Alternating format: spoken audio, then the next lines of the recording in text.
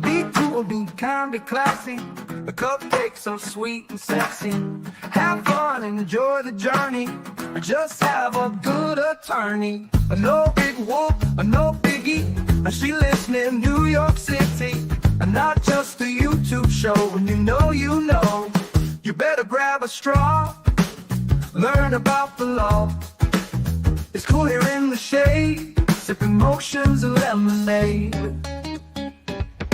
Cool heads will prevail, kindness will never fail. Be classy and vastly wise. Oh, Melanie Little is going live. Oh no, where is Melanie? Follow the island's melody. Is a concert within reach. No surprise, she's at Jones Beach. She heard some music far away.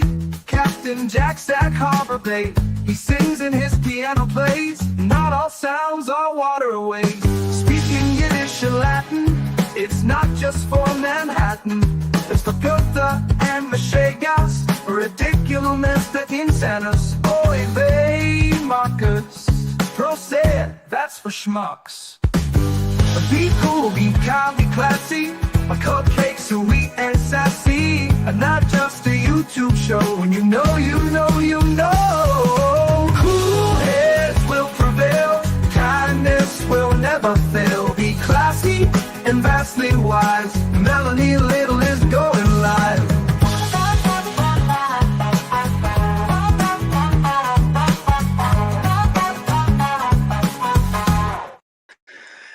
Good afternoon. Happy Thursday, everyone. Happy Thursday. Today is Thursday, October 30th of 2025. We're going back to Dedham today. We're going back to Norfolk Superior Court for just another day in Norfolk Superior Court, another hearing to try and get Proctor's federally protected text messages and things that were turned over in the Karen Reed trial from Judge Krupp and federal Judge Casper. How's everyone? There is a queen among us. Her name is Brenda Sweeney. And thanks to Brenda Sweeney, we have the link to the Canton Select Board meeting from 2 days ago. When we played it yesterday, I think we were only able to get a portion of it. And so I have the whole entire thing for you now. The hearing on Brian Walshe and Miles King is not starting until 2 o'clock. So we have a few minutes to kill. So let's kill it by listening to Brenda Sweeney's complete statement in front of the Canton Select Board on October 28th, 2025. And here we are. Listen to the residents' feedback and concerns. For those of you who don't know, this is Chris Albert right here on the left of your screen. That is Chris Albert, brother of Brian Albert, owner of 34 Fairview, on whose lawn police officer John O'Keefe's dead body was found. His brother Kevin Albert is a detective at the Canton PD. Go figure. And he's a Canton Select Board member. He was elected to the Select Board after the murder of John O'Keefe. Let's listen to what Brenda Sweeney had to say in full because she needs all the face time. Here we go. However, it is not meant to be a question and answer format. There will be no response. The volume stinks. Hang on. When presented. The public comment is limited to 15 minutes. Can you hear it? Total and up to 3 minutes per speaker. Those that wish to speak should stand at the microphone and wait to be recognized by the chair. Please state your name and town you live in. Your address is not required. I would also ask members of the audience be respectful of each speaker as well as each other. Anyone that does not want to speak or unable to do so due to the time limit may submit their comments in writing for the board's review and consideration. That being said, we'll start the public comment meeting at this time being 7:01.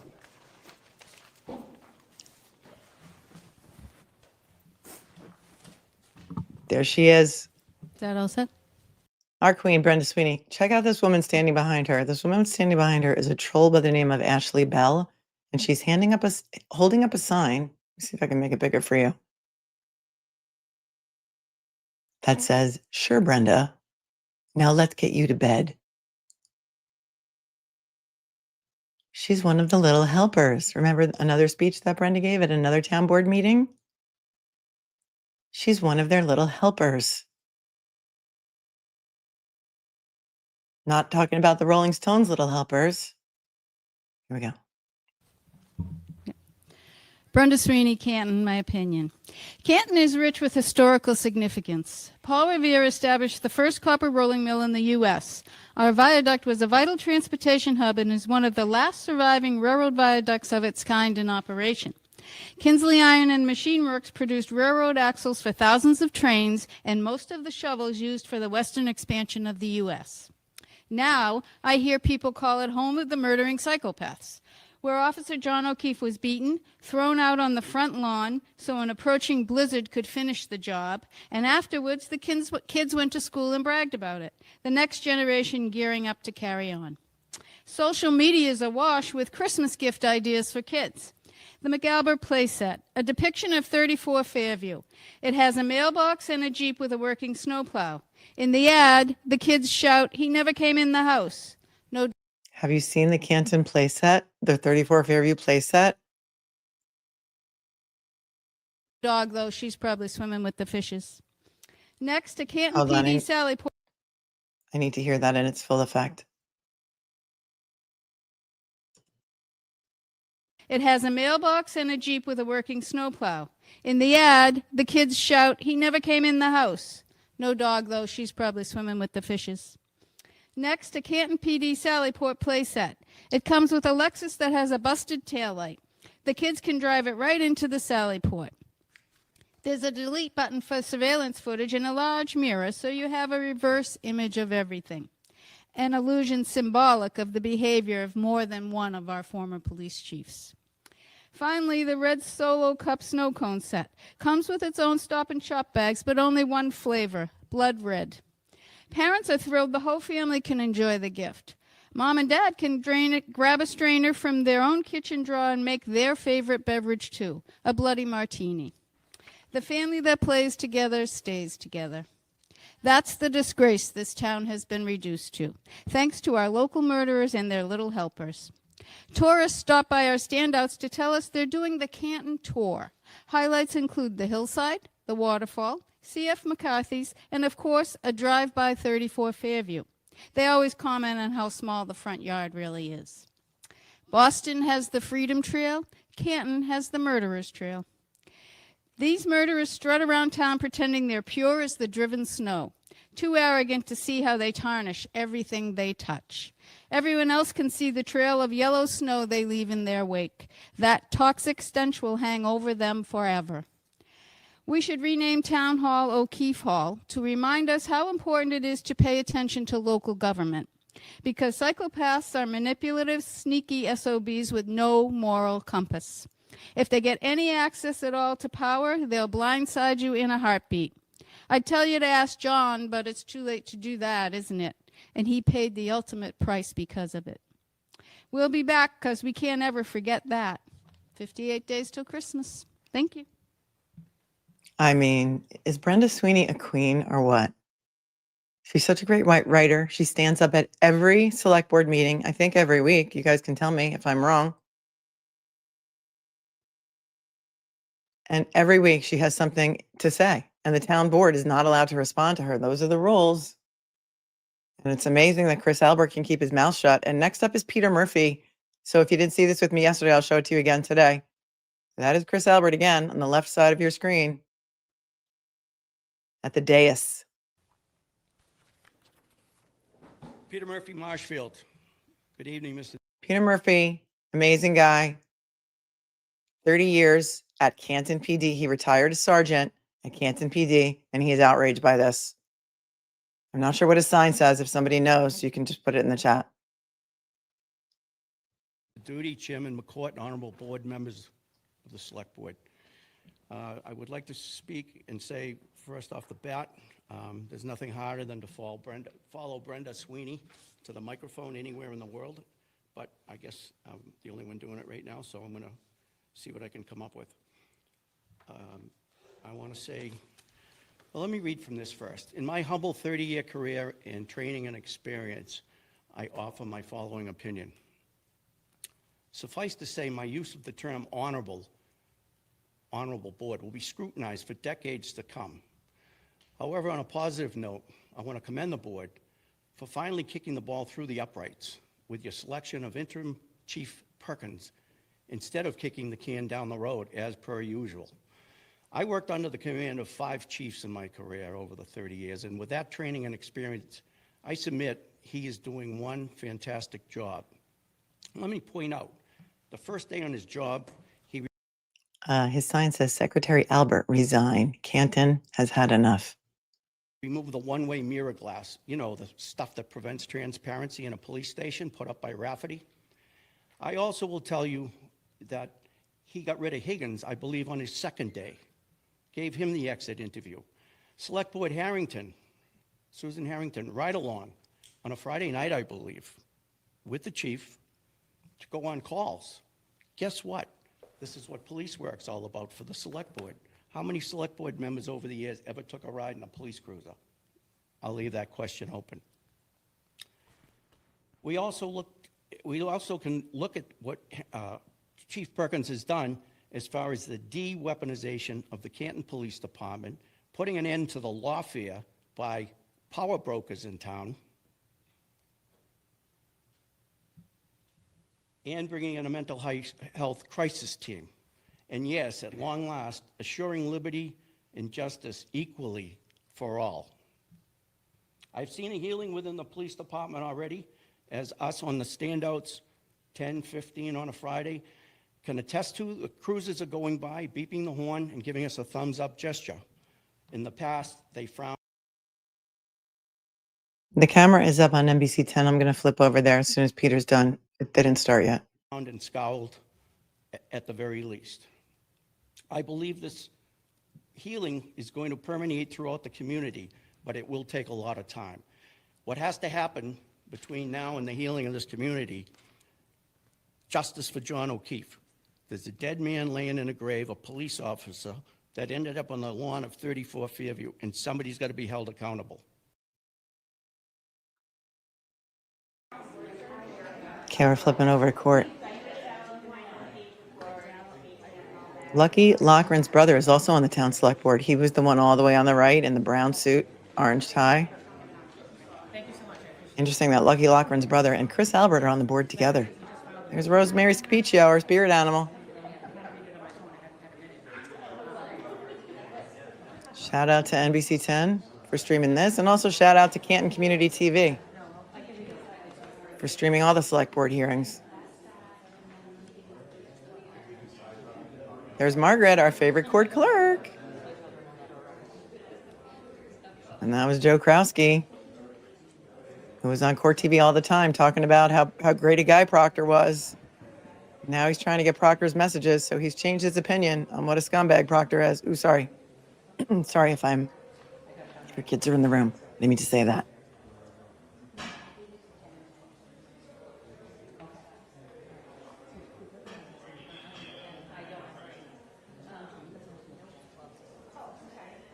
The most blessed Gigi on earth, gifted 5 memberships. Thank you so much. And congratulations to the 5 new members. And Gigi is amazing. Kelly Applegate coming in with a $50 super chat so early. Thank you. Says, then we're back. I've missed y'all. Happy Friday evening. Where are you, Kelly? That's Friday evening. Kelly's profile picture says, Mark, safe from your Twitter drama today. Well done, girl. Well done. Thank you for your generosity.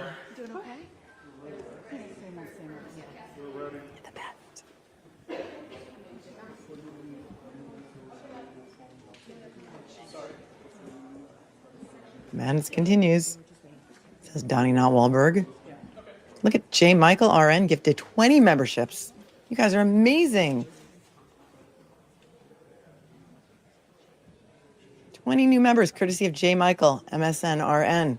If you were one of the lucky 20, thank one of the gifters. Kelly gifted another 5. That's a lot of new members today. You guys are amazing. I think you're going to like it here. I think you're going to like it here. Thank you, Kelly. People who like it here really like it here. People who hate it here watch anyway, and then they clip it, and then they put it on Twitter to try and make fun of me. But what they don't realize is when they do that, they're just driving more engagement to my channel. So thanks to all the hate watchers who clip my tantrums and then put them on Twitter, which is literally My tantrum was literally a 45-second clip of a 4-hour show. So congratulations, well done to you. And to those of you who are here because you saw a clip of me on Twitter having a tantrum, thank you and welcome. And Gigi said, I woke up today, I'm still subscribed, and I knew this was going to be a great day. Candle making kind of day. Making candles? What kind of candles? Thanks for your 5.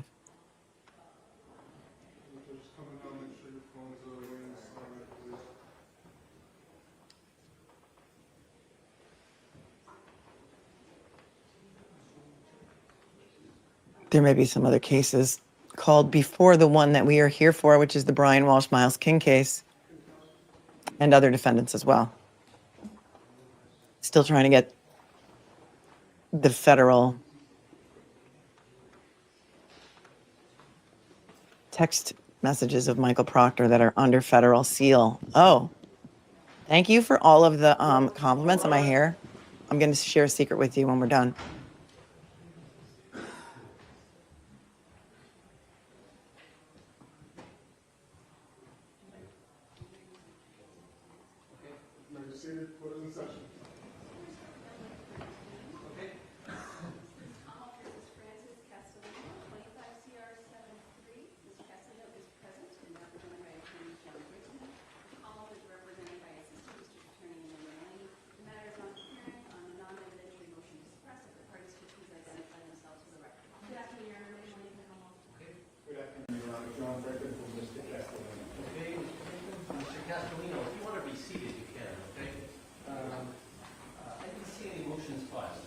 There was no motion filed, Your Honor. In speaking with counsel today, I had not realized the reason he did not file the motion was because he received a report on the search warrant, but not the search warrant itself. So I am working to correct that in the search warrant. Okay.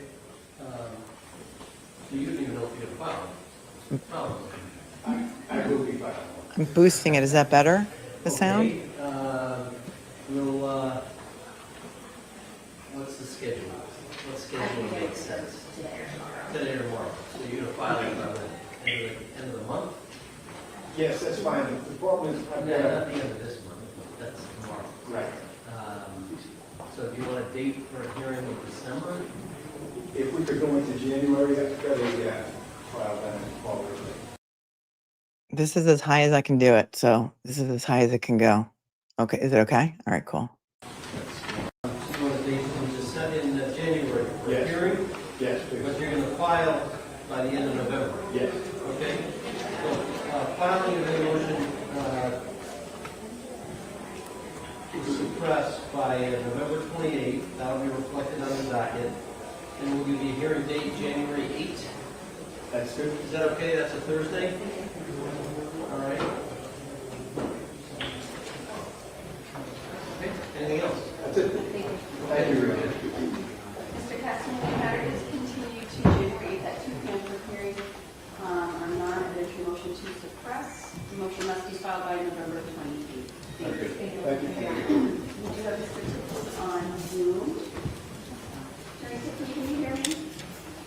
Thank you. Okay, so we are going to call Ms. Johnson and Mr. De Los Santos, please. Okay. Number 1, call versus Miles King, CR 820. Mr. King is present and represented by attorney Rosemary Swanson. Also for the court, call versus Bianca Gianchanto, 22 CR 265, Victoria Rivera, here for Joseph College. Morning, Your Honor. Good afternoon. Also before the court, call versus Giovanni De Los Santos, 22 CR 267. He will be entering the courtroom momentarily and is represented by attorney Joseph Crown Jr. Also before the court, call versus Sean Johnson, 22 CR 260. Mr. Johnson will be entering the courtroom momentarily and is represented by attorney Rosemary Swanson. And finally, number 6. Good afternoon, Your Honor.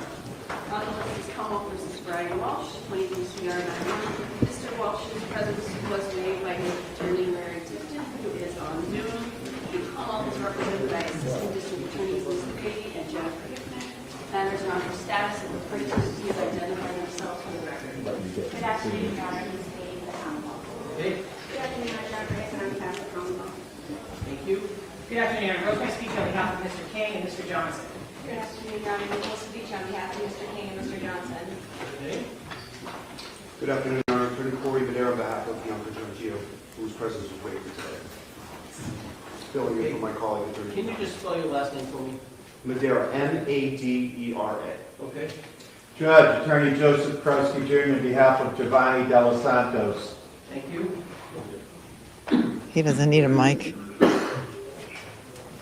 All right, you are very faint to hear, Mr. Tipton, and remotely, but I heard that you're representing Mr. Walsh.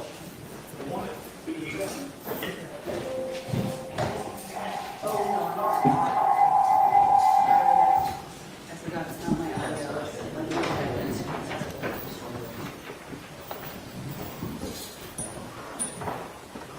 Okay, gentlemen, you can be seated. Mr. Del Santos. Okay, we're here for an update. Your Honor, from the Commonwealth's perspective, nothing has changed since last week. We believe that we have complied with Rule 14 and our obligations, and we intend to comply with the task force order and return and destroy materials tomorrow morning.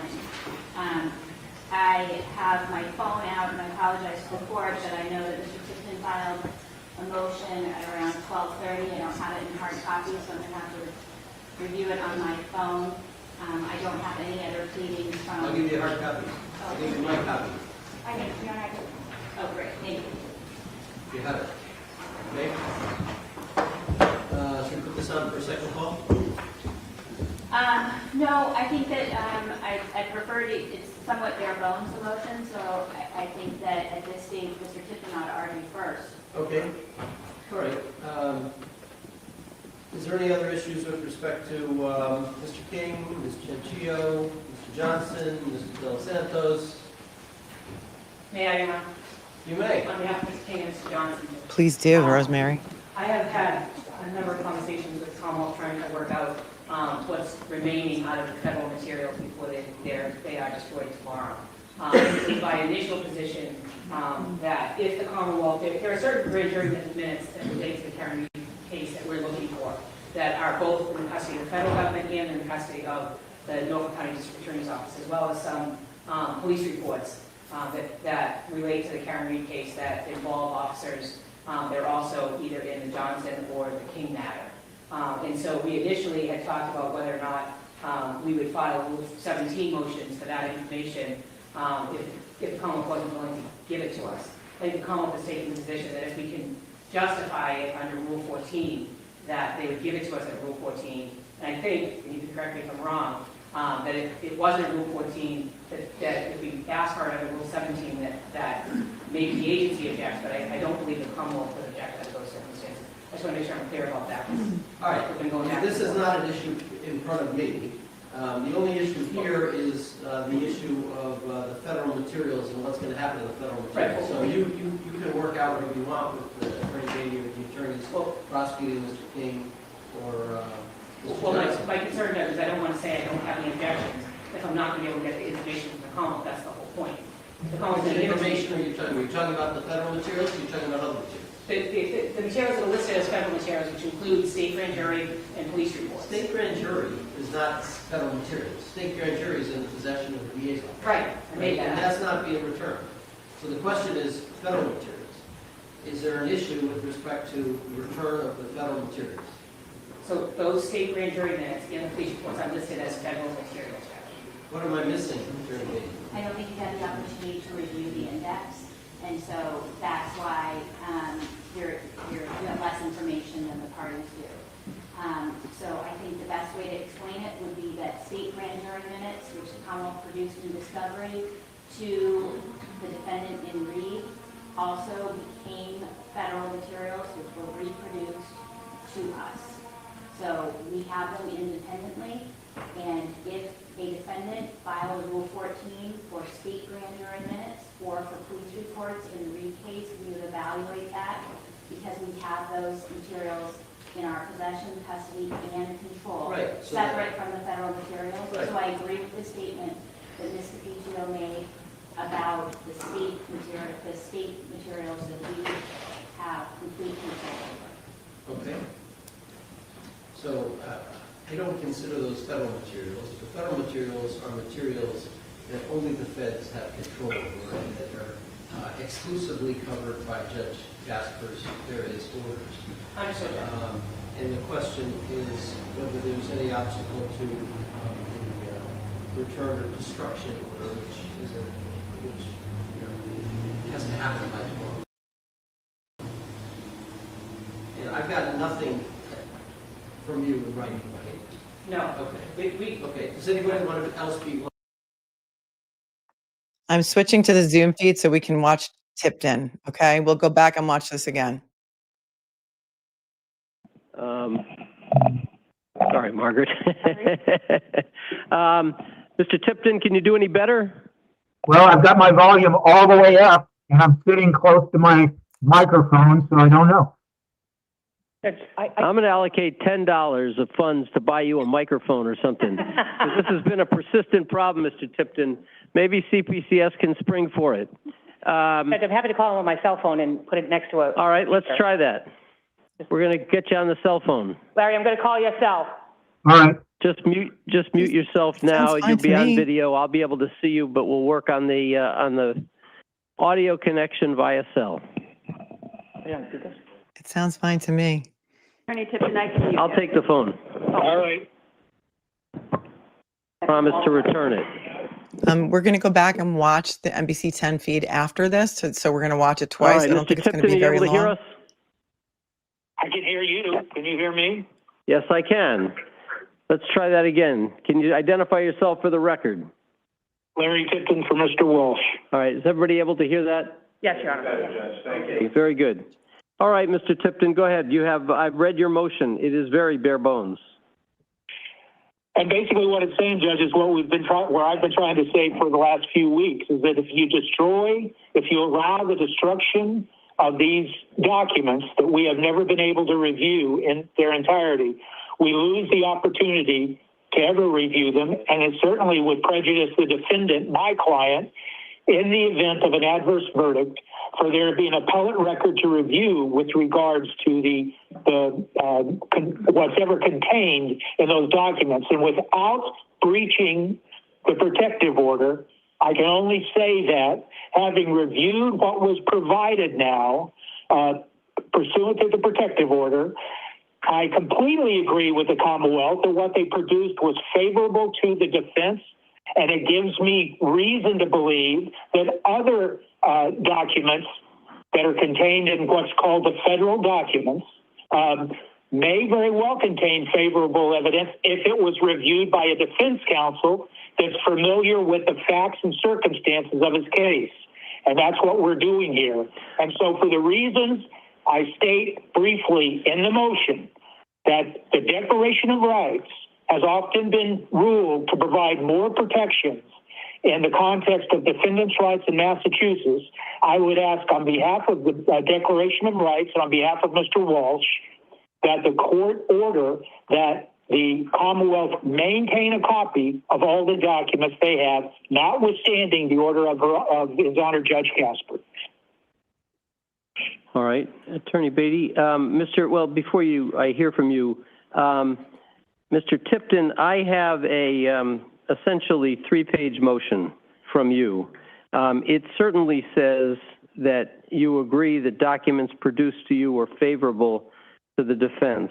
I didn't read it as saying that it gave you reason to believe that the Commonwealth had other materials that hadn't been produced, which were also favorable to the defense, or even that you might come to a different conclusion than the prosecutors came to with respect to the federal materials.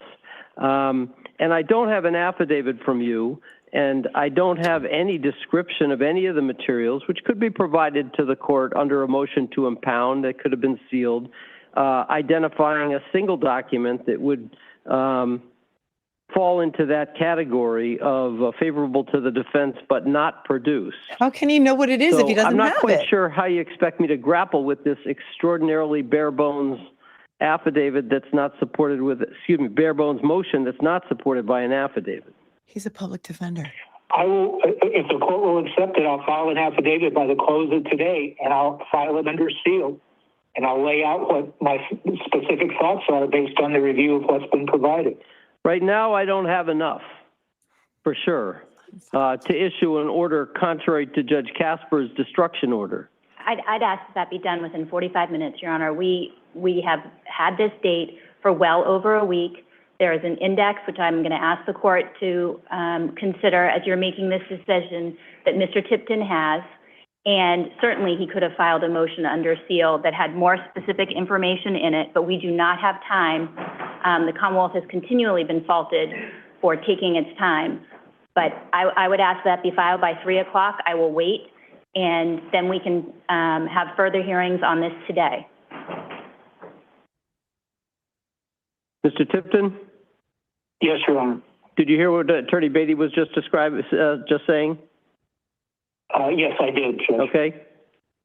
Can you file something today? I certainly can. Okay. But I heard her say 3 o'clock, and I will do everything I can to get it filed by 3 o'clock. We'll put this on for a second call. We'll put the Walshe matter on for a second call, and we'll go through our list. And whenever we can get back to this case, we'll get back to it. Whatever you file, make sure you email to Ms. Sannel. Judge, I certainly will, Judge. Okay, Mr. Krowski? Sure. On behalf of Mr. De Los Santos, I appreciate that Mr. De Los Santos is not a co-defendant of Mr. Walshe, but certainly there's a consolidation of litigation. So I would prefer that my client, too, have a second call, because I would join any relief that the court grants to Mr. Tipton and his request. There's been no consolidation of litigation. We've been having these hearings jointly because they involve a common issue. But I've got nothing from you suggesting that anything in the materials relating to your client is problematic or hasn't been produced from the federal materials. So you're welcome to stick around, but I'm not going to hold either your client or Ms. Capicchio's client here for a second call, and counsel is welcome to stick around if you want. Okay? We'll put this on for a second call with respect to Mr. Walshe. I did have two motions that don't have anything to do with Mr. Tipton. And so I'll take them up in the ordinary course. Has your client been interviewed to determine indigency? I don't believe so, Judge. Okay, so your client needs to be interviewed, and that'll include information about what's been paid so far and things like that. Yes, Your Honor. Can I approach sidebar on that? Can you approach sidebar on it? Yes.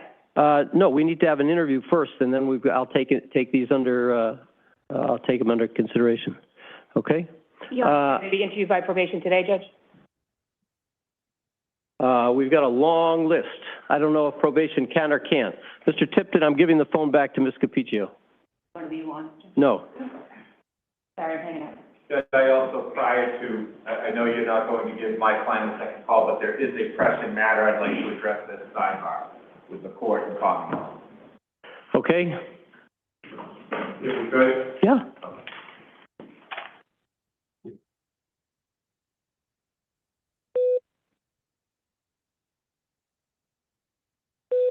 Okay, I'm flipping back now to News 10, which is a little bit behind the Zoom feed, so we can see what kind of has happened there. And then it looks like we're going to have to wait until 3 o'clock. So here's what happened with Krowski and Scapicchio. For a second call with respect to Mr. Walshe.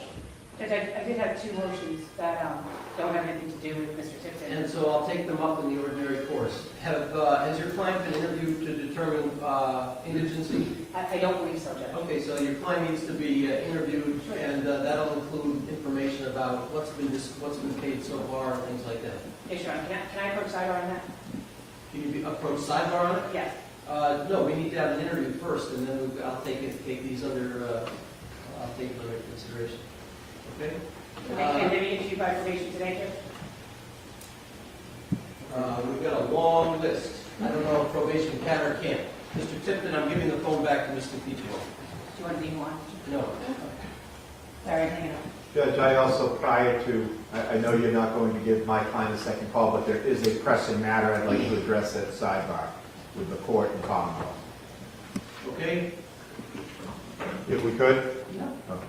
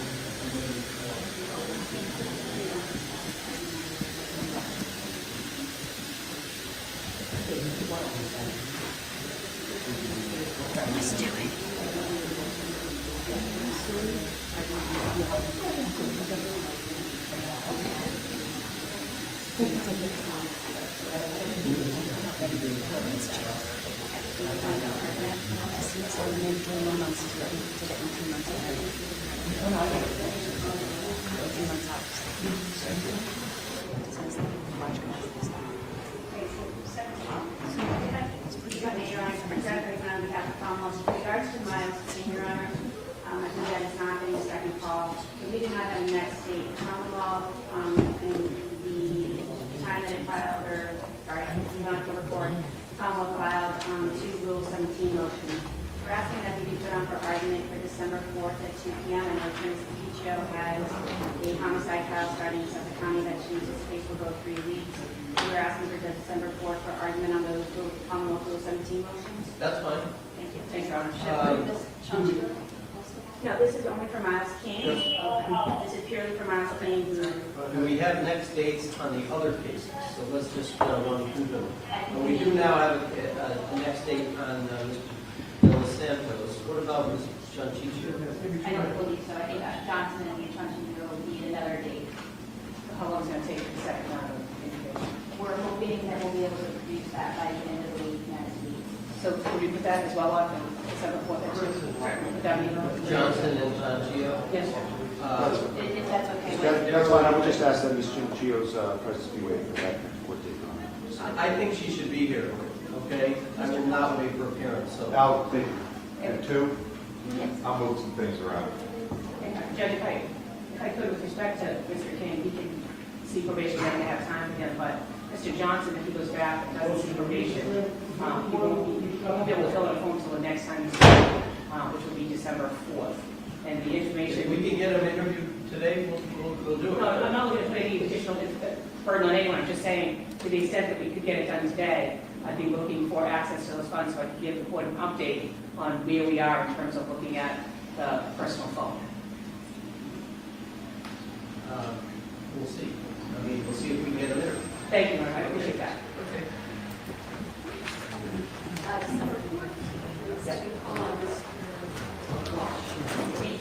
Thank you,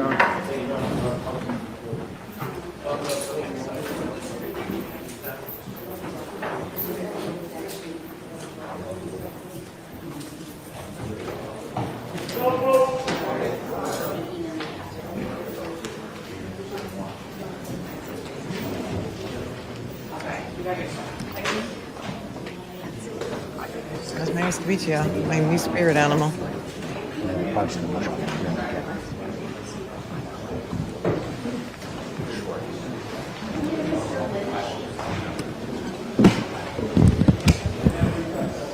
So Tipton's got 45 minutes. 45 minutes to submit an affidavit about why he thinks these materials shouldn't be destroyed, what he thinks is relevant. How does he know what is relevant unless he sees it?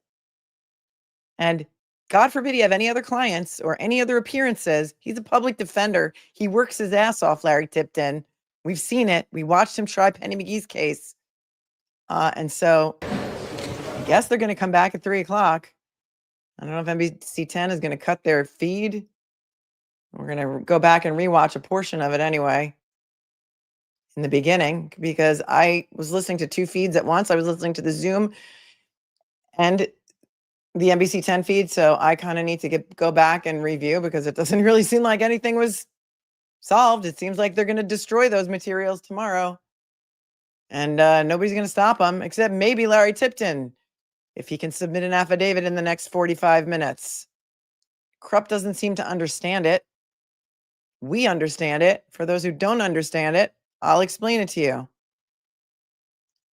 The feds turned over a bunch of materials to Karen Reed's defense team and Karen Reed's prosecution team in February of 2024, prior to Karen Reed's first trial. Those materials were to be only shared with Lally and his team and Karen Reed and his team and her team. And there was a federal order protecting those materials. And the federal order said, you can't share this one with anybody. Everything's under seal until 30 days after the conclusion of the Reed matter. That was in February of 2024. In close proximity thereto, I will remind you, Michael Proctor got a new phone and disposed of his old phone right around the same time in February of 2024. Are these things connected? Maybe. Proctor got rid of his old phone, got a new phone, and right then in February of 2024, Proctor set his phone to delete everything every 30 days. But as we know, this same exact judge ordered a complete extraction of Proctor's phone, had Proctor's attorneys turn that phone over in August of 2025. They did a complete and total extraction of the phone. They got hundreds of thousands of items going back to 2013.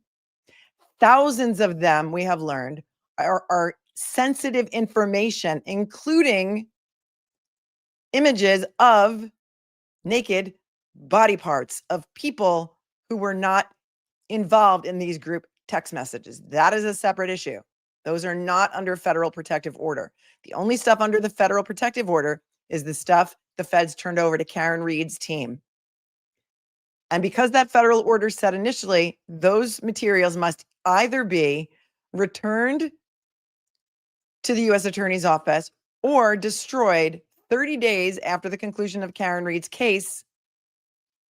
Karen Reed's acquittal was on June 18th of 2025, and 30 days later was July 18th of 2025. One day before that self-destruct deadline, as I call it, all of the attorneys on these other cases in which Michael Proctor was the lead investigator that are coming up for trial came into court and said, wait, hold on. Some of this stuff might be relevant to us, because look at what Michael Proctor said about Karen Reed. He might have said the same kind of things about our clients. And so he might have shown bias with regard to the prosecution of our cases as well. And so we don't want you to destroy that stuff, because we think we should have an opportunity to see it too.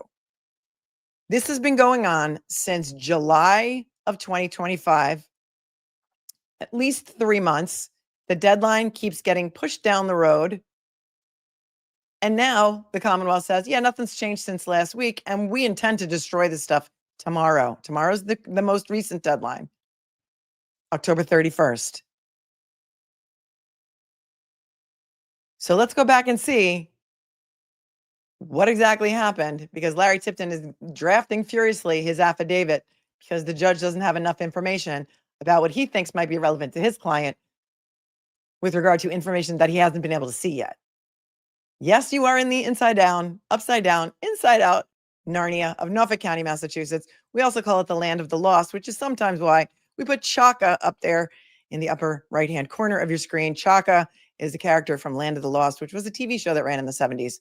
Let's try and listen to this again and see what the hell is going on here. Joseph Krosky Jr. on behalf of Giovanni De Los Santos. Thank you.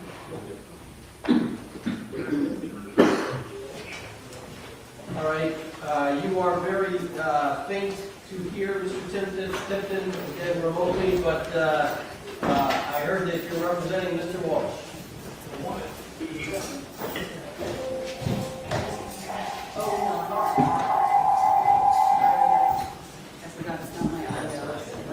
That music that just played there, I don't know where it came from. Was it someone's phone ringing? Because there's a whole lot of court officers running over to address somebody, or I don't know what's going on there, but that was a weird sound, wasn't it? It was like music from Land of the Lost. Here.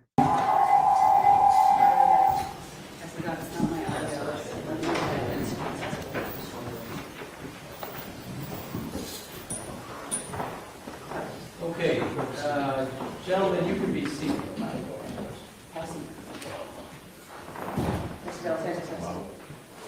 Oh, Rosemary had her audio on her laptop. Okay, got it. We're here for an update.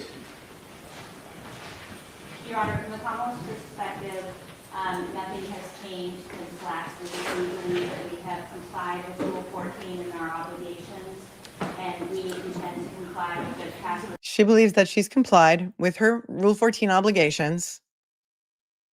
And remember, during the last hearing, Lisa Beatty stated in open court that she only asked the federal judge, Casper, to release a very limited portion of information, not the whole entire thing, just a very limited portion that she felt was relevant. Remember? And she's confident that she has absolutely met all of her Rule 14 obligations, and so therefore she doesn't think she has to do anything more but destroy these materials tomorrow because she has nothing new to report. Order and return and destroy materials tomorrow morning. I have my phone out, and I apologize to the court, but I know that Mr. Tipton filed a motion at around 12:30. I don't have it in hard copy, so I'm going to have to review it on my phone. I don't have any other pleadings from... I'll give you a hard copy. I'll give you my copy. So Larry Tipton, who is the attorney for Brian Walsh, he's a public defender, by the way. You may know that the public defenders in Massachusetts are like on strike, and there are at least 150 or more defendants that were recently released because they couldn't find public defenders to represent them because they only get paid something like $65 an hour. Larry Tipton is still in the case. He's on strike. I don't know if he's taken on new cases, but he filed a motion at 12:30 that they're calling very bare bones. I don't have a copy of it in my inbox yet. I'm not sure if it was even scanned into the system yet. But apparently he must have said something like, listen, Judge, you can't destroy this stuff because what they've already turned over to me in Proctor's total phone extraction is highly relevant to my case. And so therefore, I have a good faith basis to believe that whatever's in these other federal materials may also be relevant to my case, and I should be allowed to see them. Oh, great. Thank you. You have it. Okay. Should we put this on for a second call? No, I think that... He's like, should I put this on for a second call so you can have an opportunity to read the motion that you say you just got at 12:30? She's like, no, I just want to get out of here. I prefer to, it's somewhat bare bones, the motion, so I think that at this stage, Mr. Tipton ought to argue first. Okay. All right. Is there any other issues with respect to Mr. King, Ms. Chanchillo, Mr. Johnson, Mr. De Los Santos? May I, Your Honor? You may. On behalf of Mr. King and Mr. Johnson, I have had a number of conversations with the Commonwealth trying to work out what's remaining out of the federal materials before they are destroyed tomorrow. It was my initial position that if the Commonwealth, there are certain grand jury minutes that relate to the Karen Reed case that we're looking for that are both in the custody of the federal government and in the custody of the Norfolk County District Attorney's Office, as well as some police reports that relate to the Karen Reed case that involve officers. They're also either in the Johnson or the King matter. And so we initially had talked about whether or not we would file Rule 17 motions for that information if the Commonwealth wasn't willing to give it to us. I think the Commonwealth has taken the position that if we can justify it under Rule 14, that they would give it to us at Rule 14. And I think, and you can correct me if I'm wrong, that if it wasn't Rule 14, that if we asked for it under Rule 17, that maybe the agency objects, but I don't believe the Commonwealth would object under those circumstances. I just just want to make sure I'm clear about that. All right, We've been going back this and is forth. not an issue in front of me. The only issue here is the issue of the federal materials and what's going to happen to the federal materials. So you can work out whatever you want with the Attorney Beatty or the attorneys prosecuting Mr. King or Mr. Well, Johnson. my concern is I don't want to say I don't have any objections if I'm not going to be able to get the information from the Commonwealth. That's the whole point. The Commonwealth's What going to give it to me. information are you talking about? Are you talking about the federal materials or are you talking about other materials? The materials are listed as federal materials, which include state grand jury and police reports. State grand jury is not federal materials. State grand jury is in the possession of the DA's office. Right, I made And that. that's not being returned. So the question is federal materials. Is there an issue with respect to the return of the federal materials? So those state grand jury minutes and the police reports are listed as federal materials.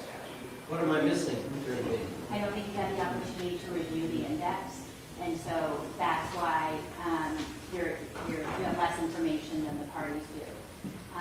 So I think the best way to explain it would be that state grand jury minutes, which the Commonwealth produced in discovery to the defendant in Reed, also became federal materials which were reproduced to us. So we have them independently, and if a defendant filed a Rule 14 for state grand jury minutes or for police reports in the Reed case, we would evaluate that because we have those materials in our possession, custody, and control, Right, so separate from the federal materials. Right. So I agree with the statement that Mr. Ficio made about the state materials that we have complete control over. Okay. So I don't consider those federal materials. The federal materials are materials that only the feds have control over and that are exclusively covered by Judge Gasper's various orders. Understood. And the question is whether there's any obstacle to the return or destruction order, which has to happen by tomorrow. And I've got nothing from you in writing, right? No. Okay. Okay. Does anybody else want to be heard on the issue of destruction or return, other than Mr. Tipton, who's filed something? Okay. All right. So, fine. Mr. Tipton, do you want to be heard on the issue of return or destruction of the federal materials?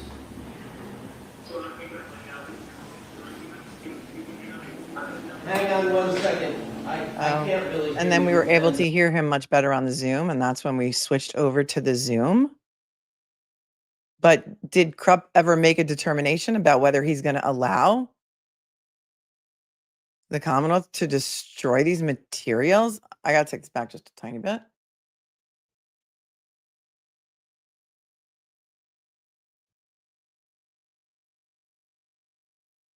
Remember, she turned over an index and she said, I'm only turning over what I think is relevant, and then I'm going to give you an index so that you'll know whether you think that it's relevant from looking at the index. That was about a week ago.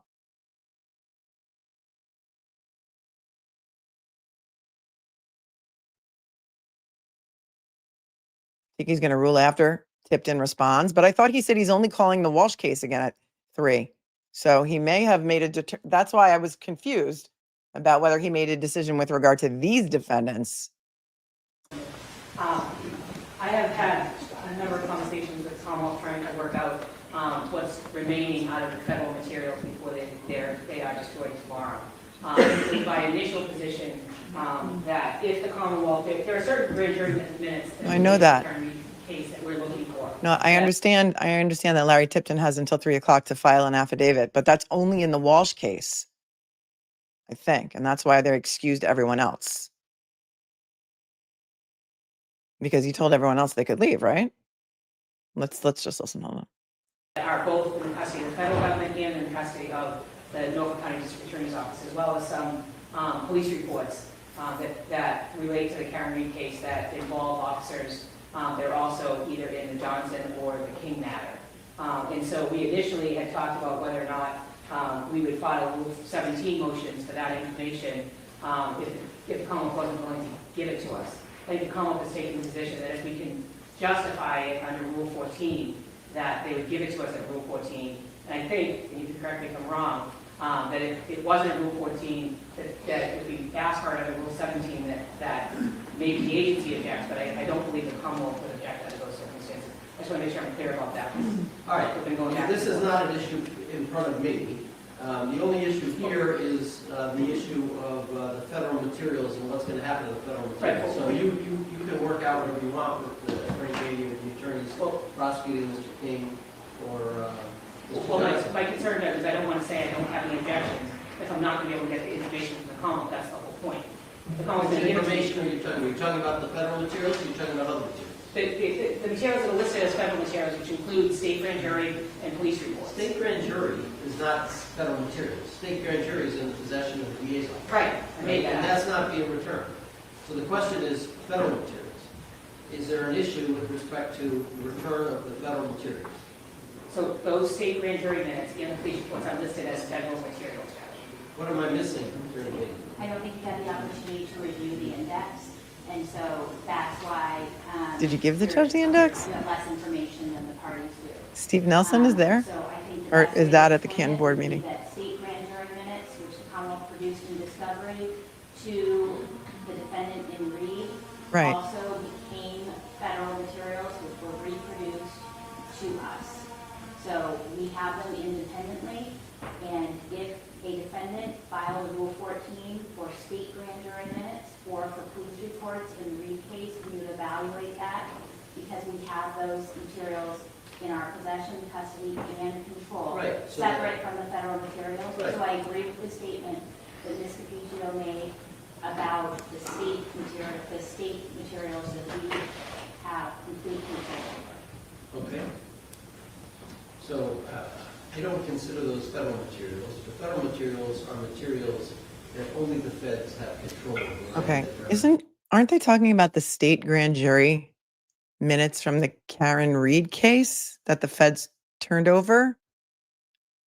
But he's saying he doesn't consider that federal materials because you, the Norfolk County DA's office, you have that in your possession, separate and apart from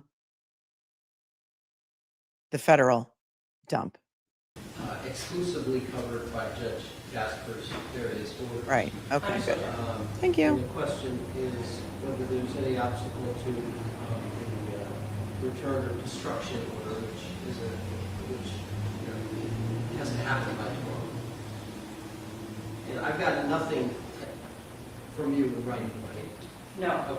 Okay. Okay. Does anybody else want to be heard on the issue of destruction or return, other than Mr. Tipton, who's filed something? Okay. All right. So, fine. Mr. Tipton, do you want to be heard on the issue of return or destruction of the federal materials?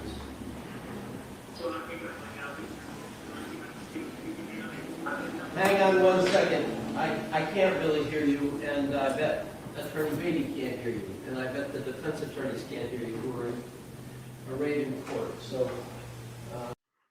Okay. The guy in the white shirt back here that you can't really see right now because he's sitting behind, he's being blocked. That is Steve Nelson, the victim witness advocate who represented, the victims, the alleged victims and witnesses in the Karen Reed trial, like Jennifer McCabe, Kerry Roberts. He was their victim witness advocate.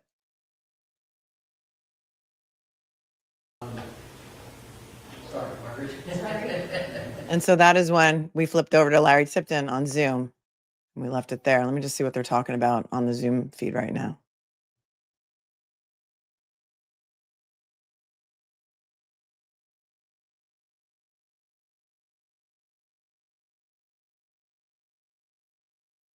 Okay, he's hearing other cases now, so we're going to wait until 3 o'clock to flip back to the Zoom feed.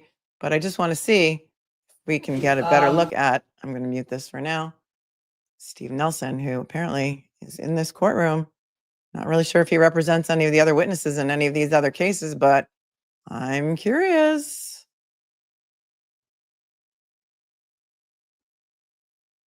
What he's doing there, if he's reporting back to the witnesses in the Karen Reed matter at all. Interesting, right? I mean, he very well could be the victim witness advocate for some in these other cases, but I don't know. Is he assigned to every single case in Norfolk County?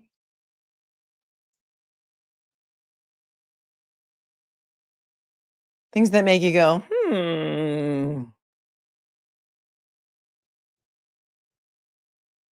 That's him right there behind Rosemary.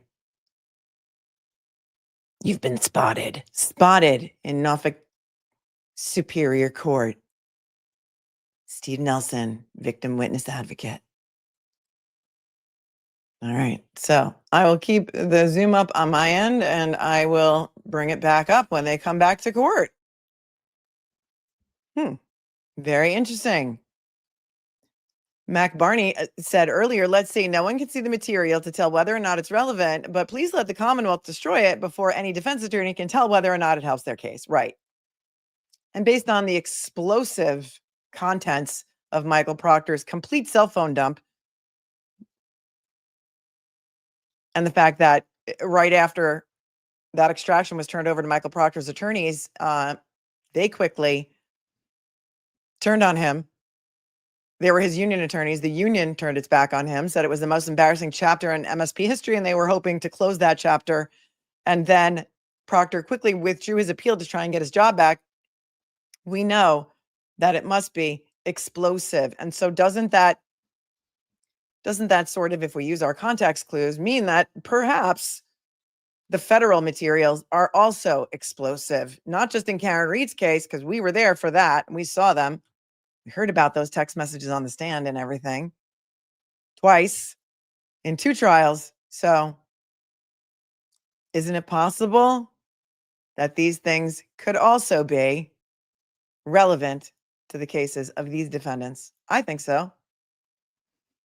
Most Blessed Gigi on Earth says, yeah, I think all the cupcakes should get together and buy Judge Krupp a personality. Should not be that much in Massachusetts. Thank you very much. I'm going to ask everyone, just as a general guideline, and the reason that I'm asking you this is because of the order that came down on Barry Morphew case that we're going to go over after this in Colorado.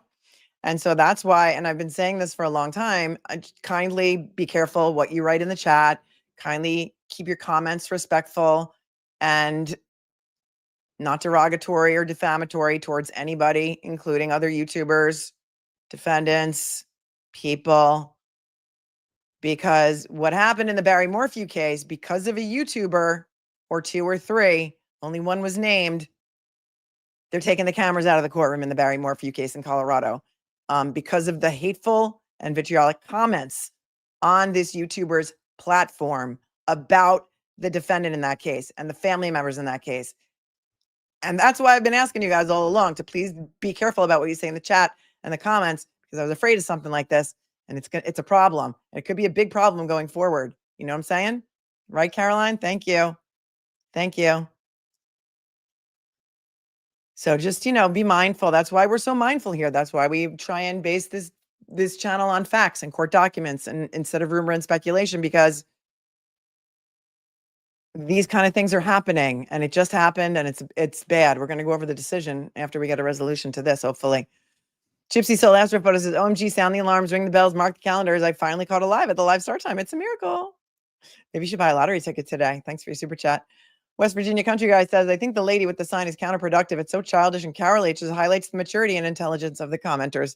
That's going back to Brenda Sweeney's statements at the Canton Select Board meeting. Thank you. North Shore 86 gifted a membership. Thank you so much.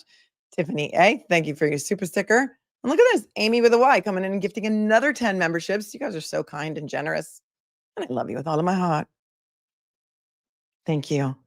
Rhiannon says, your tantrums make you human. Oh, thank you for being here with me for 8 months. You've probably seen many a tantrum. They're quick. But I get very emotionally invested in this stuff. Very emotionally invested in this stuff. Thank you, Rhiannon. I appreciate you so much. Ellen says, I made the mistake of going to the Bird app last night. Big mistake, Melanie. You're right. It's a cesspool. It's just terrible. I tried to warn you. 80% of you say you don't engage on there. So we did a poll one time. Tons of fun 911. Can they just try to acquire the full dump? Well, that's what I think that they should have been doing. But apparently, Lisa Beatty only asked the federal court judge to release certain things. And so I think they should. Listen, I'm completely lost about what's going on here at this point because there have been so many hearings and nothing has ever really been accomplished. And that's what they were asking for. But then the ADA on her own went to federal court and only asked for what she thought was relevant. And then she tried to blame it on the defense attorneys by saying, well, you never moved to intervene in the federal action. So too bad, so sad. And keep in mind that Krupp is the one who ordered the total extraction of Proctor's phone.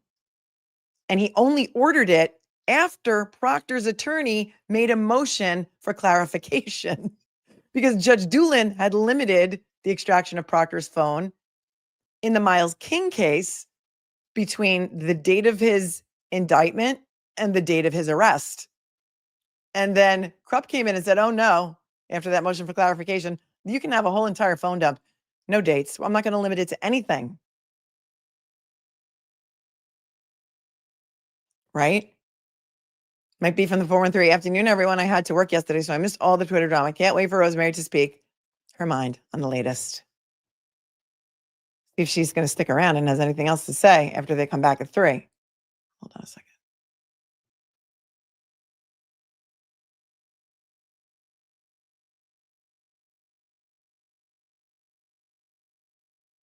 I have to keep going out of the audio on the Zoom and then coming back in. Otherwise, it's distracting me while I'm trying to talk to you.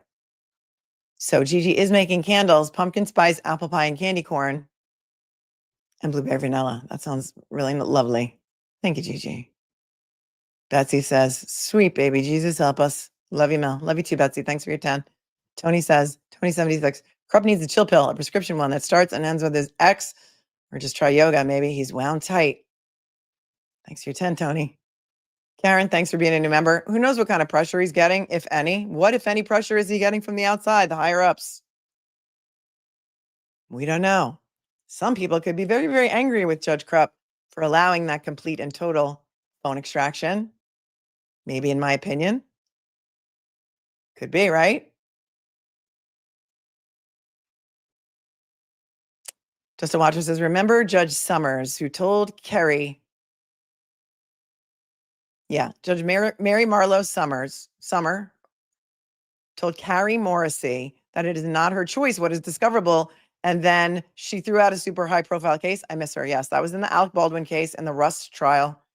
And also, oddly enough, special prosecutor named Morrissey had some evidence turned over to her by a third party who just came into the station or the DA's office or something and gave her a whole bunch of ammo and said, this may or may not be related to the Alec Baldwin case, something like that. I don't remember all the details. And she decided that it wasn't relevant to the Alec Baldwin case. And so she put it under a different case number in a drawer somewhere. It came out during the trial. And this person, Carrie Marcy, this attorney, put herself on the stand. It was crazy. And the judge threw out the case right then and there. And I remember yelling at the screen, like, are you crazy? What are you doing getting on the stand? You're gonna ruin your career. And she threw out Alec Baldwin's case right then and there. If you're just joining, welcome. We're waiting for the court to come back at 3 o'clock. That is Larry Tipton's deadline for filing an affidavit, which is supposed to be 8 minutes from now. Toasty Buns, no world possible that Krupp doesn't know the relevance of these texts. None. Thanks for your 5. Oh, sweetie, no gifted 5 memberships. Welcome, all you guys, all you new members. We have special emojis for this trial and others, but some of my favorites are Wait for Us and We Are Outraged. And there's a solo cup in there. So enjoy, all the new members. Welcome. Thank you, sweetie. No, you're always very kind and generous. And Gigi also says, Krupp makes me want to not use this, I guess, candy thermometer or to test the temperature of this hot wax and use my hand instead. It would be less painful than listening to him. Thank you, Gigi. But I'm going to point out again from this new order that came down in Colorado is that if people are, I mean, not necessarily bashing the judge, but threatening the judge, the cameras are going to come out of the court. And so we have to, let's just, everyone think before they type. Opinions are fine. But, we have to just take a step back. Mark says, can Krupp be getting pressure from up top to destroy? You know what? That's so funny. Great minds. That's exactly what I just said. And I hadn't even seen your comment yet. Cato says, if and when the documents are destroyed, can't these defendants file a 2E request for the documents again? That's a great question. Would they be allowed? I don't know. Do you know how 2E requests take a very, very, very long time? They would have to show relevance to their cases. And it's like a catch-22. They can't show relevance to their cases unless they know what's in there. And they can't make a good argument to have them turned over unless they know whether they're relevant. Thank you, Catos. But I think that time is of the essence here. And there's that. Amanda says, can the feds save it anyway? I hope they're watching. Well, it'll be in their file. Yeah, it will be in their file, but it will not be any longer in the Norfolk County DA's file. And that's the issue. Brenda and Dennis Sweeney are in court in front of Steve Nelson. Oh, thank you. I did not notice that. Hang on. But we only have a detainer or a warrant from one location, right? Correct. That's Fort Myers. That's Fort Myers, that's it. All right. So what I will do The is judge I will should just give, do the right thing. Yes, I agree. We'll issue a recog for you to go to Florida to clear up the warrant. We'll make it good for 2 weeks. Big old dog says before Crump won't leaving delay for the trials Florida, while they wait on You'll 2E. talk to That's right. Mr. Kiernan. He'll know when you're leaving. The and Walsh he'll trial know has what been your pushed travel because Brian arrangements Walsh are. is still in He'll know Bridgewater where you're State gonna be Hospital staying. undergoing a competency Okay? evaluation. And he'll know when you're coming back. So you can travel, but it's got to be on a schedule approved by probation. All right? And T. Flannery, so stick rumors around. can We'll get ruin to the lives. recog. That Any line, problem the with that? dingo ate my baby, Okay. comes Anything from a else, mother Mr. who was put Kiernan? in jail for when she said that No, Your happened, Honor. but it was I don't know not if true.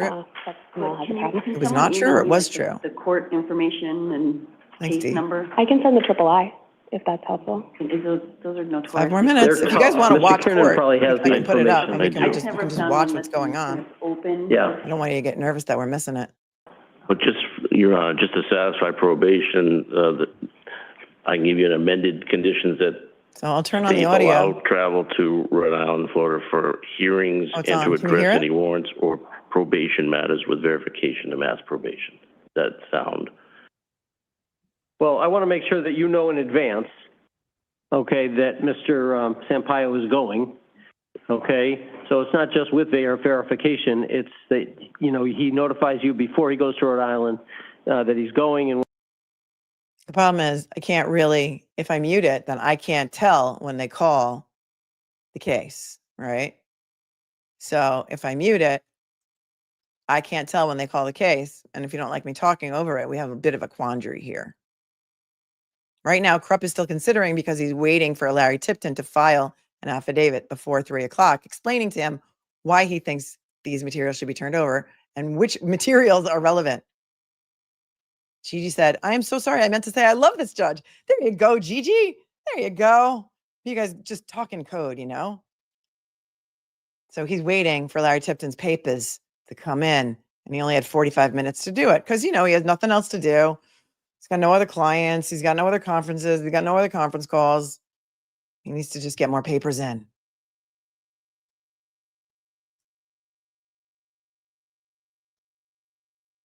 I just want to check Boston 10's feed and see if they're going to be coming back. I don't know. Let's see if they're still live. I mean, their screen is black. Did they cut their feed? Hang on.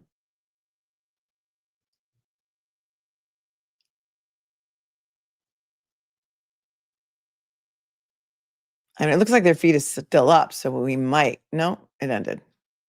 Their feed ended. Will they come back? I don't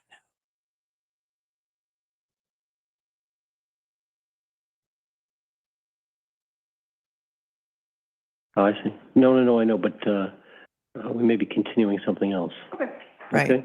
Sure, on the matters on pre-trial, it involves a search warrant. We did have a conversation about if counsel wanted a filing date for the motion to suppress on the search warrant, and we're also in talks about potentially resolving the matter, and counsel's going to get me some documents related to that end. So I think we're just seeking a filing date for a potential motion to suppress on the Four Corners.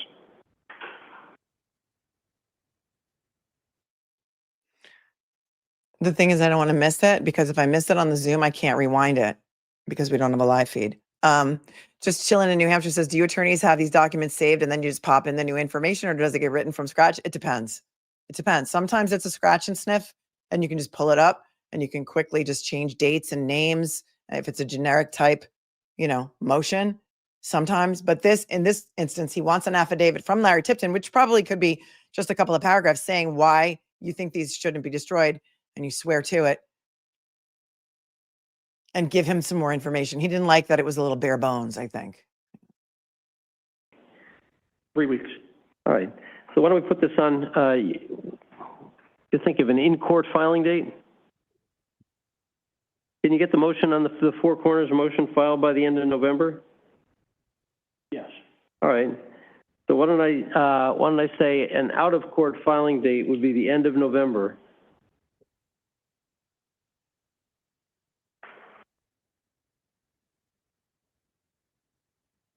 November. Yeah.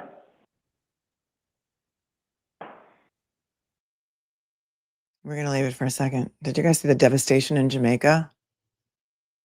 And I think that hurricane is supposed to hit Bermuda today. Am I right about that? Right. Larry Tipton is a public defender. He probably doesn't have staff to help. Right. That's what I mean. He's going to have to sit there in front of his typewriter or his word processor or his laptop and just draft it himself and then email it to the Lisa Beatty, who's got a bit of an attitude today, in my opinion. We're going back to court audio. So it would be December 3 for an out-of-court filing date for motions. And why don't we put it on for December 12 for hearing on motions or disposition? Perfect. It's fine. 12-12. Which type of motion? I'm sorry. It's a Four Corners suppression motion, which would be filed out of court December 3, but 12-12 might be a resolution of the case, and it might be a hearing on those that motion. Yes, sir. Okay. 9 o'clock, For which? 12-12? 12:12. No, it doesn't sound like your Four Corners is going to require evidence, so we could do that at 2. Yeah, 2 o'clock. Mr. Steele, we'll see you December 12th at 2 o'clock for hearing on your motion to suppress. Thank you. Thank you, Your Honor. Okay. Thank you, Ms. Chanel. I don't know. Four Corners just means deciding a motion on what's in the four corners of the papers with the Number pleadings. 7, Commonwealth versus Jeffrey Comoletti, 23 CR. No external 221. evidence. Mr. Comoletti is present and represented by Attorney Karen Wayne. The Commonwealth is represented by Assistant District Attorney Michael Gaffney. The matter is on for final pretrial conference.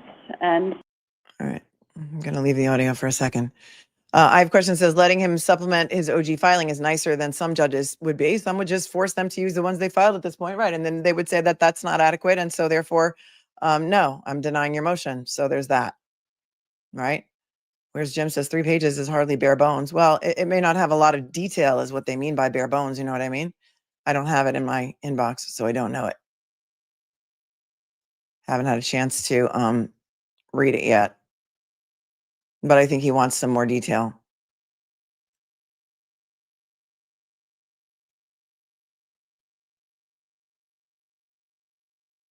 And that's what I think.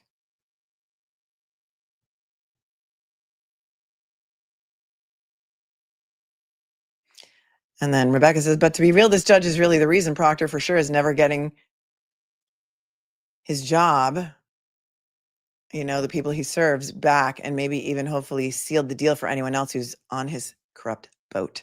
Great. Truth. Bad position because I have a Superior Court jury trial starting here September 3rd. December 3rd or? December 3rd. Okay. And another one you just assigned the other day on December 16th. It's not fair to me to have 2 jury trials almost back to back plus a bench trial. So I had to put my side of the bench trial on in between those. No, I can't. I can't do that, Melissa. Thank you, My though. client deserves my full attention to his trial, and I think this is bordering on malpractice on my side. You can't do that because if I turn off the audio, it you were mutes very it. specific with my brother. It's not a separate device. FMLA does not stop him. And that's why I'm not a cupcake, because I can't make everybody happy. Can't make everybody happy. It's like my way or the highway. Really, I can't.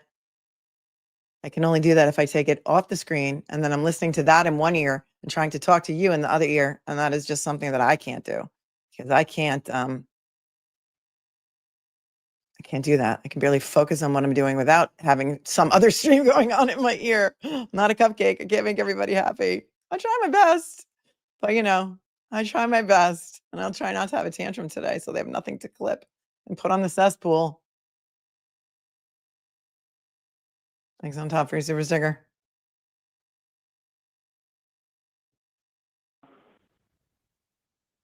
I just wanted, because you were very clear the last time, the only thing the letter states is that he can't work. It doesn't state the reason why, and maybe for personal reasons they can't do that.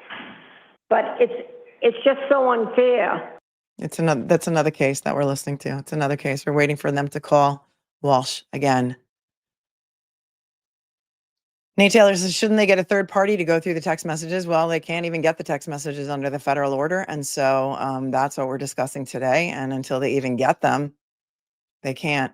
It's the Commonwealth who's doing it all. I agree. I mean, there's a lot of things that should be happening here, but nobody listens to me. If the DA has all of Proctor's phone, why do the lawyers worried now with the federal records? Aren't they the same thing, but more? There could be different things in there. There could have been things that Proctor did actually delete on his phone that is uncovered in the federal materials. And so it's a good question. It's a good question, but there could be different things in there. And so I think they got to cover all their bases, right? Because along with taking the plea, Mr. Carmeletti gets the GPS off, which he's had for a long time. So we were hoping to do that today. I have 5 witnesses scheduled to be in the courthouse at 9 a.m. on Tuesday that do not include any witnesses that have to do with count 2. All right, so here's the problem, okay, I do not want to schedule this, with a month in between. Thank you, Archie's Ma, for your super chat. It's also convoluted. Very convoluted. Casey was in Jamaica at South Coast, had to leave early, praying so hard for Jamaica. Our resort was awful. I'm so sorry. I'm so glad I got out. But I haven't seen a lot of footage today of the devastation, but knowing what I know about Jamaica, I've been there many, many, many times, and many of their buildings and homes do not have the structural integrity to withstand hurricane force 180-mile-an-hour sustained winds. That I do know. And so I don't know how much video is out yet. My chemist, who's not going to be available till after November 28th. So I suggested, especially with no jurors being inconvenienced, that may be an appropriate way to go. But I did file a general motion to continue with it. This is jury waived. Yes. We can put this on for a jury waived trial in December. Okay, I know you're shaking your head. No, it's impossible, Jedi. She's got another trial in December. I even heard her say that. Thanks, Jackie. Says you do a great job, Melanie. We appreciate you. 17 months you've been here. Thanks, Jackie. And Robin G has been here for 18 months. Says thanks for covering all the cases, Melanie. We appreciate you. All right, here's what we're going to do. I'm going to turn the court view back on. I can't stop it. So we're going to listen to some other cases and see if Judge Krupp treats these other defendants and attorneys differently from the way he's been treating Miles King and Rosemary Scapicchio, Joe Krowski, and Larry Tipton. Okay, here we go. The only thing I don't understand, I asked for a continuance, and you denied it because I had 5 months. I didn't put a lot in my motion that you should have known because it was personal to me. So I didn't put a lot in that motion, and I think if I put everything in that motion, you probably would have granted me a continuance. But yet the Commonwealth has the same 5 months to know that this person was not available. I'm thinking, or close to it, and that's what you had stated. We all both had the same 5 months, and I'm asking you not to continue the case. All right, that request is overruled. Okay. Do you want a trial in January or do you want a trial in December? I'm happy to give you a trial in December. I can't do it in December. We could do the 22nd of December. No. I can't judge, I can, 2 jury trials is enough. That's exhausting enough. I can't do it in December. I can do it in January.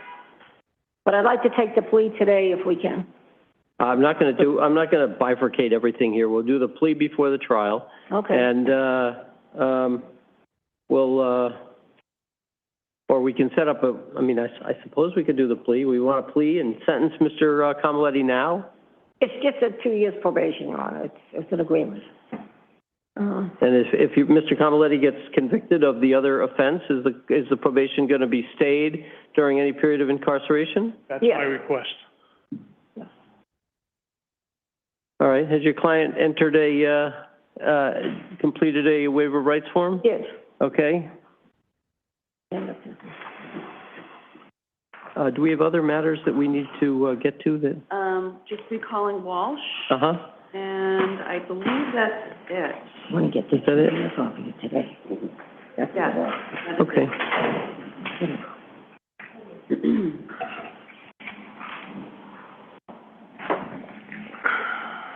So we should be up next. The problem with my taking the plea now,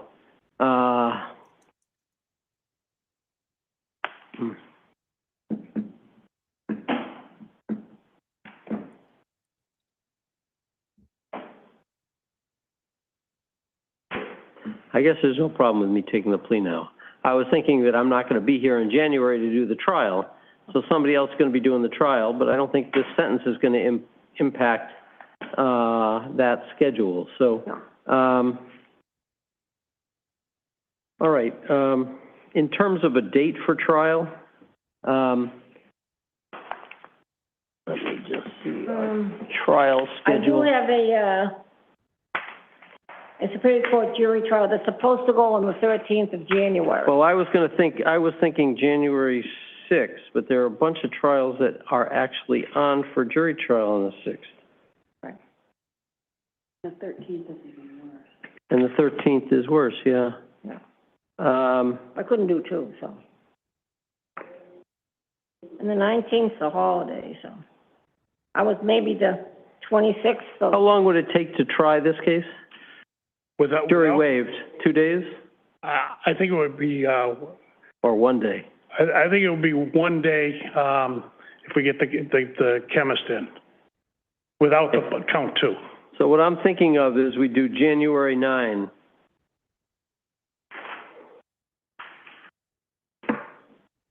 That's a Friday, or that's fine. It is a Friday. It's a Friday. It may go over because the Commonwealth may put their case on 1 day and I still have my ex first. So maybe more than a day, Michael, don't you think? Maybe. Okay. All right, so we'll put count 1 on for a jury waived trial on January 9. And we'll take the plea on Mr. Camaletti on count 2. Now, I believe so, yeah. Let me see. Yeah, let me grab it for you.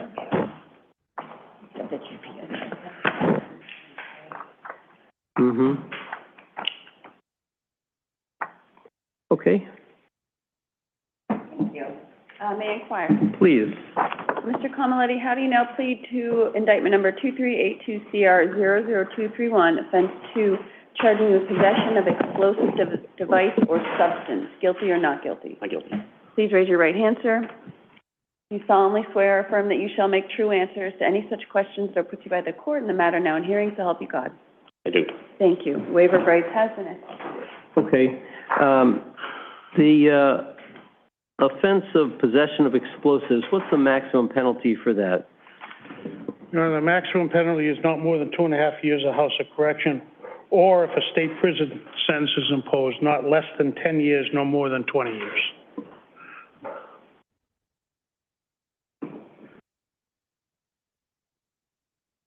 Okay. Did you hear that maximum penalty, sir? Yes. Okay. Mr. Camaletti, why don't you have a seat? Just pull that microphone down so that you're speaking right into it. Would you state your full name for the record, please? Jeffrey Camaletti. Okay. And you have any difficulty speaking or understanding English? Nope. Okay. Before I can accept your plea to this charge, I have to ask you a series of questions. If there's anything in my questions that you don't understand, I want you to stop me and I'll explain it, okay? Yes, I understand. Okay.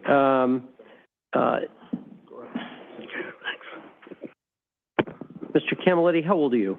56. 56? Yes. Okay.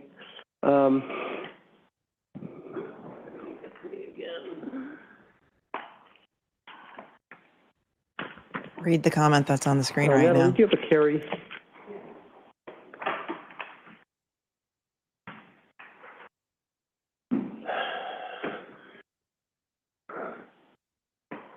Thank you. You get 100 years for fake witness intimidation, and you get less than 2 years for possession of explosives. Got it.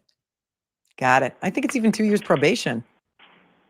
We'll see. And what's your date of birth, sir? March 22nd, 1969. Okay. How far did you go in school? Part of almost got an associate's degree, a few classes away. All right. Are you married or single? More single. Okay. Do you have any children? Yes. How many kids do you have? 2 boys. Okay. And what do you do for work? I retired from the Norfolk County Sheriff's Office, and I do masonry work. Retired from the Norfolk County Sheriff's Office. For my own business. Hello? On the side. Cardi B, hello? Have you ever been treated for a mental illness or condition? Not a major one. I've had ADHD since I was a child, that's all. Okay. And do you take any medication for that? Yes. What do you take? Adderall. Okay. And the Adderall that you take it at the dosage prescribed for you by a doctor? Yes. Okay. I'm gonna listen to this on my own, on off camera, and I'm gonna tell you what I think you're allowed to hear because this makes me uncomfortable. Well, let me ask you this, Mr. Camilletti. Have you had anything to eat or drink, drugs? Hold on.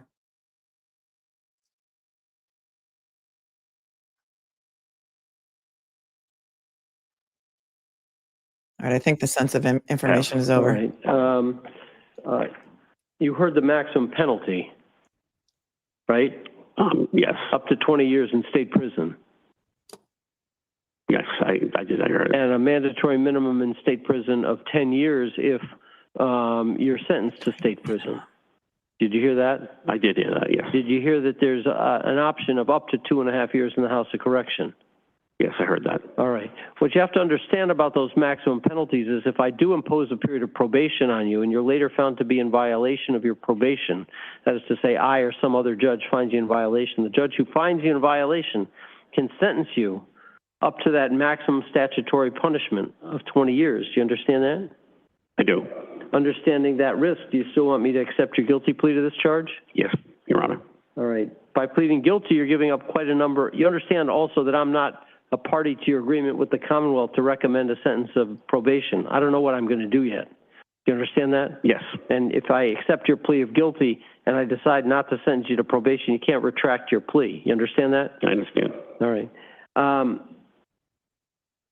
By pleading guilty, you're giving up quite a number of constitutional rights that protect you in this case. You're giving up your right to a trial. Do you understand that? Yes. Do you understand you have the right to a trial with a judge or a jury to determine your guilt or innocence? I do. You understand if you opted for a jury trial, a jury would be 12 people selected at random from Norfolk County. You and your counsel could participate in selecting the jury, and the jury would have to be unanimous. That means all 12 people would have to agree that the Commonwealth had proved you guilty before you could be found guilty. Do you understand that? I understand. Do you also understand that at a trial you have no burden? The burden would always be on the Commonwealth, and the Commonwealth would have to meet the highest burden the law sets, which is proof beyond a reasonable doubt. Do you understand that? I understand. Also, at a trial, you wouldn't have any right to, you wouldn't have any obligation to testify. You would have the right to testify, but no obligation to testify. You could remain silent, and if you stayed silent, we would tell the jury they couldn't construe anything against you because you chose not to testify. Do you understand those things? I do. Do you understand that at a trial, you'd have the right, you or your counsel, to cross-examine the witnesses called by the Commonwealth to testify against you, and you'd also have the right to call witnesses on your own behalf, and if they wouldn't come into court voluntarily to testify for you, you could ask the judge, and the judge would order them to come in. Do you understand that? Yes. Do you understand that by pleading guilty, you're giving up your right to challenge the admissibility or seek to exclude evidence that the Commonwealth might use against you in this trial? You may have filed a motion to suppress or exclude evidence, I'm not sure, but in any event, by pleading guilty, you're giving up your right to challenge the admissibility of evidence, seek to suppress or exclude evidence, both here and on appeal. Do you understand that? Yes. Understanding all these rights that you're giving up, do you still want to plead guilty to this charge? Yes. All right. Mr. Gaffney, if I could ask you to describe what the evidence would be if the case went to trial with respect to this charge, that would be great. Mr. Camilletti. Your Honor, with this... Wait. Are you all set, Ms. Wayne? Mr. Camilletti, I'm going to ask you to listen carefully to what Mr. Gaffney is going to say, because when he's done, I'm going to ask you if you did the things that he is about to describe, okay? Okay. All right, go ahead, Mr. Gaffney. Thank you, Your Honor. Your Honor, work count 2 of this indictment to go to trial. The Commonwealth would present evidence that on April 28, 2023, officers from the Weymouth Police Department, U.S. Postal Inspection Service Task Force, State Police and Drug Enforcement Administration executed 3 search warrants, 2 of them for packages that were delivered in the mail that day, and 1 for Mr. Comaletti's residence at 101 Mansfield Street in Weymouth. With respect to the search warrant that was executed for the residence, which comprises the count two of the indictment, the State Police Bomb Squad assisted in the execution of the search warrant. During the search, a small plastic container was found in the living room with a white powder substance and metal flakes inside. Bomb Squad officers tested this powder outside, and it came back positive for explosives. It was packed up, and the explosive material was delivered to the Trace Arson and Explosives Unit of the State Police Crime Laboratory. There are 2 items submitted. The first one, examinations indicated and identified a mixture of magnesium, sucrose, potassium nitrate, and a low explosive double-base smokeless powder. Magnesium and or sucrose in combination with potassium nitrate is a fuel oxidizer mixture. A double-base smokeless powder is a low explosive propellant principally used in ammunition and homemade devices. These items in combination become an explosive substance.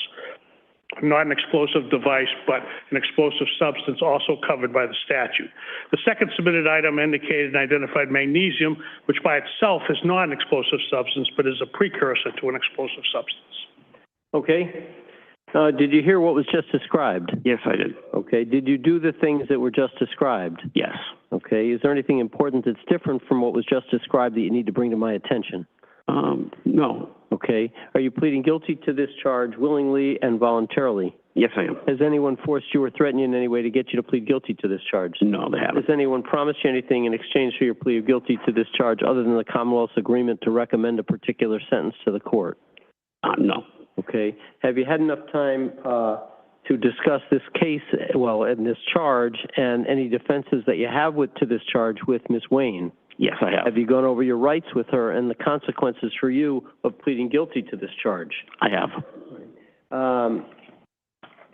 Do you feel like she's acted in your best interest through this case? Yes, she has. I have a waiver of rights form here. It's in English and in Spanish. On the first page, it says Jeffrey Camilletti at the top, and about a third of the way down on the second page, it has your name, today's date, and the signature in green ink. Is that your signature, sir? That is. Okay. Yep. Did you read at least the English portions of this form before you signed it? Yes. Did you understand it? Yes. Did you go over it with Ms. Wayne? I did. Do you have any questions for me about the rights that you're giving up by pleading guilty? No. Okay. I have to advise you that if you're not a citizen of the United States, my acceptance of your guilty plea to this charge will almost surely lead to your deportation. And if you're to be deported, you'd be denied readmission or excluded from the United States and denied naturalization as a U.S. citizen under U.S. law. Do you understand those things? Yes, I understand. Also, by pleading guilty to this charge, you'll be required to give a sample of your blood, hair, or saliva to the state police. They'll take a DNA profile from that sample and keep it in their DNA database basically forever. You'll be required to pay the $110 DNA fee for the cost of collection of that sample, and failure to give a sample if required is an independent criminal violation. Do you understand those things? Yes. It would also be a violation of your probation if you failed to give a sample if required. Do you understand that? Yes. All right. In Massachusetts, we have something called the habitual offender law, or 3 strikes law. And basically what that says is if you're convicted of a serious offense after 2 prior convictions for serious offenses, for that third serious offense, you have to be sentenced at the maximum permissible punishment, and you're not eligible for probation or parole or good time credit or work release or furlough or programs like that. Do you understand that? I do. And what you have to understand about this is if I do impose a period of probation on you or a period of incarceration of up to 3 years, on this charge, or if you're end up getting incarcerated for more than 3 years as a result of a probation violation, this could be one of those habitual offender predicate convictions, one of those strikes. Do you understand that? I do. Okay. Understanding everything we've discussed, do you still want me to accept your guilty plea to this charge? Yes, Your Honor. All right. Ms. Wayne, have you had any difficulty communicating with Mr. Camilletti since you've been representing him? Not at all, Your Honor. Have you gone over the elements of this offense with him? I have. Are you satisfied that his plea of guilty to this charge is entered knowingly, willingly, intelligently, and voluntarily? I am, Your Honor. Okay. It doesn't sound like there are any named victims in connection with this matter. Is that right? That's correct, Your Honor. Okay. All right. Mr. Camilletti, based on our discussions, I'm going to make certain findings. I find that you're not presently under the influence of drugs or alcohol other than medication prescribed for you by a doctor, that you've taken it at the prescribed dosages, and it doesn't prevent you from pleading guilty to this charge. I find that you report you're not presently suffering from any mental illness or condition other than the ADHD, which is being treated, and that also does not impair your ability to enter a plea to this charge. I find that your change of plea to guilty with respect to this charge is made knowingly, willingly, intelligently, and voluntarily in full knowledge of the consequences for you of pleading guilty. I find that your plea is made on the advice of competent counsel, Ms. Wayne. I find that there's a factual basis for you to plead guilty based on what Mr. Gaffney said here in open court on behalf of the Commonwealth. And I find that you understand that if you're not a citizen of the U.S., my acceptance of your guilty plea will almost surely lead to your deportation. I will accept your guilty plea to count 2 in docket 23231, and I'll hear from the parties with respect to disposition. Your Honor, this is a negotiated disposition, but in all the time we've been discussing a disposition on the whole case, this was always the agreed upon, or at least the Commonwealth's recommendation on count 002, that this is anticipated that this probationary period would commence upon the conclusion of the whatever happens on count 001. I believe. I'm sorry, would not start now? I would ask that it be stayed until such time as count 1 is litigated, and that there's either a sentence imposed or it's a not guilty, because the intention is for it to run from and after a release if convicted, or if not guilty from that day forward. Otherwise, I suggest it's relatively meaningless to start and run now, but on that, I will defer to whatever the court thinks is best. So I have the authority to impose a probation period to start to run at some future date where there's a big gap? I mean, I can run it from and after an incarcerative sentence, but I don't know if I can start a probationary sentence from some period down the road. Well, I don't even know if there's going to be an incarcerative sentence. Nor do I, but I think Your Honor has the power to stay the execution of the probation to a later date.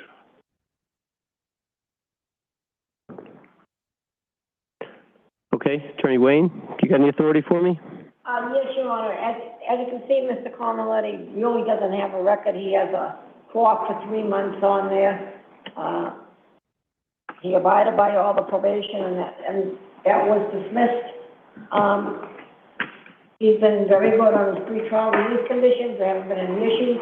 My brother did agree to remove the GPS. This was the charge. I think you told me that really the GPS was put on for, but now that it's fled, he's agreed to remove the GPS.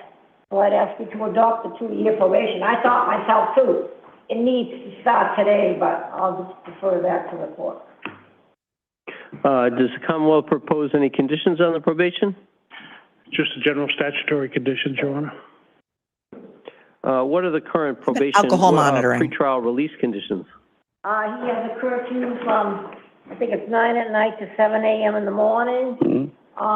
He does have drug testing because of the drug charge. That's still going on, random drug testing, and the GPS. That's all you have, right? Yeah, that's it, yeah. That's it, yeah. And I have the docket from the district court where they were first imposed. Right. So I think it was a result of a 58A, but I could be wrong. I came in later. Well, this was GPS home confinement, no alcohol or drugs, possess no firearms or explosives. Right. So this is GPS, this is not curfew. Well, he has a curfew, Your Honor. We worked through it. My brother's been very generous to allow. I'm just trying to nail down exactly what the conditions are. If he's on now, he has 9 p.m. to 7 a.m., so he can work during the week. And we just changed that to... All right, I am far more concerned about the long sentence that Mr. Camilletti could receive on trafficking more than 200 grams of cocaine. Well, that's yet to be seen. That's the top charge. Oh, it's that's very going to much trial yet in to January. be seen, but it's pre-trial on that charge, and I'm not inclined to change those conditions. Oh, Your Honor, Commonwealth's position is those conditions remain in place as long as count 001 is pending, except for I've agreed to counsel's request that the GPS be removed. I'm sorry, what? The guy makes bombs in his house. We should remove his GPS bracelet. The top charge is over 200 grams of cocaine. And you are suggesting a period of probation of how long? 2 years. Okay. All right. Mr. Camilletti, before I impose sentence on this charge, if you want to say anything, you can. You don't have to say anything if you don't want to. No. Okay. Mr. Camilletti, if you could stand, I am going to impose the 2-year probation sentence. It's going to begin to run now. It's going to be stayed during any period of incarceration that you receive on docket 23231, count 1. I don't know if you're going to get a sentence on that count, but if you do, the probation will be stayed. The probation will only be subject to the standard conditions of probation. I'm not going to add any probation conditions, except that you remain drug and alcohol free. I'm not going to impose the random drug testing condition. Those conditions, though, remain in effect as your pretrial conditions, both the curfew, the GPS, and the drug testing. Okay, I am not going to lift the GPS, I'm not going to lift the curfew, and I am not going to lift the random drug testing condition while that count 1 is pending, given the length of the mandatory minimum that Mr. Camilletti would be facing on that charge. There is a victim witness fee of $90, which would be a condition on the probation. There's a DNA fee of $110. There's a legal counsel fee of $150, and those will be assessed over the course of probation. You want to, just to clarify, because I thought you first said that he's to remain drug and alcohol free, and then you eliminated the random testing, and then you changed it. I'm not sure if I heard that correctly. Let me be real clear, okay? On the probation, Okay. there's a condition that Mr. Camilletti remain drug and alcohol free, and there is no random testing condition. Okay. But the pretrial conditions remain in effect. Okay. The existing pretrial release conditions remain in effect as to count 1. Okay. We discussed having a trial. The trial will be held on January 9, 2025, jury waived. Okay? So, Mr. Camilletti, the court having accepted your plea of guilty to offense 2, charging with possessions of explosives, in consideration of this offense, the court places you on probation for a term of 2 years, which will start today. As a condition of your probation, you remain drug and alcohol free. All of your conditions of release remain the same as to offense 001. Your matter is continued to January 9th for a jury waived trial at 9 a.m. as to offense 001. If you would just check in with probation before you leave today. Okay. Thank you, sir. Does he sign the conditions with you, Hunter, or does he have to go across the street? Please and thank you. Thank you, Your Honor.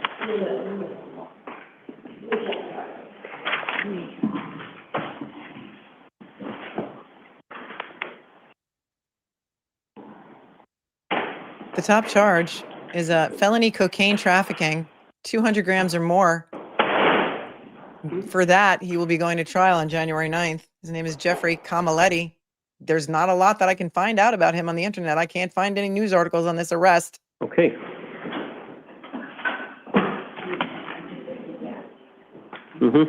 And Turtle Boy did 60 days in jail. Correct. Correct. You're right. I'm going to get off the bench for just a moment. Isn't Krupp the one who threw him in jail? Okay. And Kelsey's more dangerous than this guy. Make it make sense. I can't, you guys. Massachusetts is where your constitutional rights go to die. I'm sorry. I am heartily sorry for all of you who happen to live there. Wow. Krupp is the guy who threw Aiden Carney in jail, and he just let a guy with bomb-making materials who happens to be retired from the Norfolk County Sheriff's Office plead to the explosives charge to get 2 years probation while he awaits trial for the 200 plus grams of cocaine that was found in his house. No, I don't need that. Thank you. And the trafficking charge. I wish I could make it make sense for you, but the thing is I just can't. So now maybe they'll call the Walshe case and the King case back. But we'll talk about Jeffrey Camaletti a little bit after this because now I'm fully invested. Krupp didn't throw Turtle Boy in jail. Who did?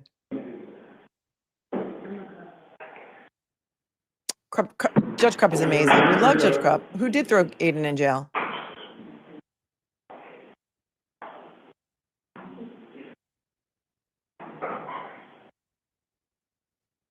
You're welcome. Thank you.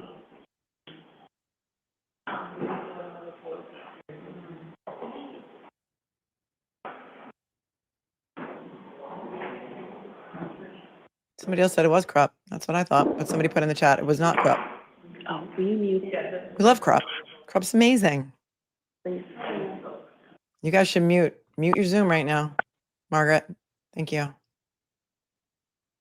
Dang, dang, diggity, dang, dang, dang, dang, diggity, dang, dang, dang, dang, diggity, dang, dang, diggity, dang, dang, diggity, dang, dang. What song is that? White lines flow through my mind. Here, the more I see, the more I do. Here we go. Here's Jeffrey Camaletti's docket sheet. Here's his charges.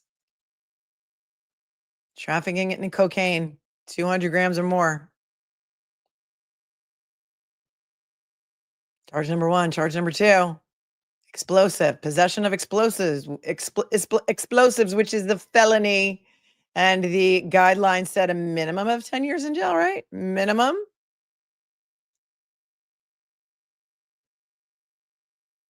But they let him take a plea. Many of you asked, who's his attorney? Who's that fireball? Well, I was able to find that out for you too. Here she is. Her name is Karen J. Wayne, attorney at law. This is her on the left. Because this is her right here. 33 years. She worked in all aspects of the Hingham District Court.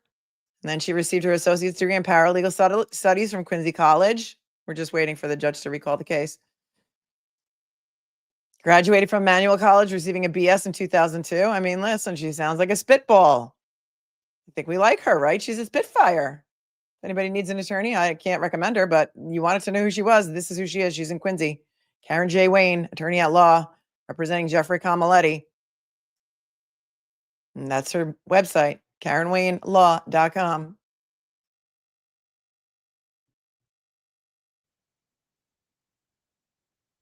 Still waiting. Still waiting. She got fire in her belly. She does, right?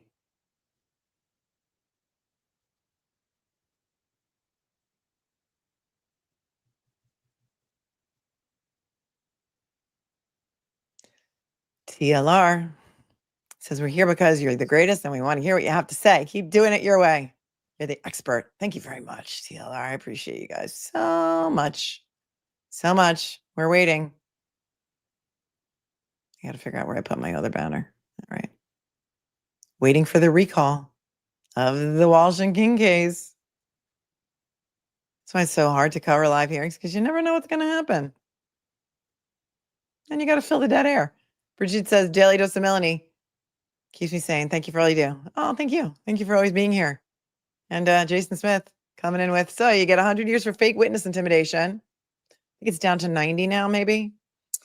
And you get less than 2 years for possession of explosives. Got it. And not just less than 2 years, he got 2 years probation.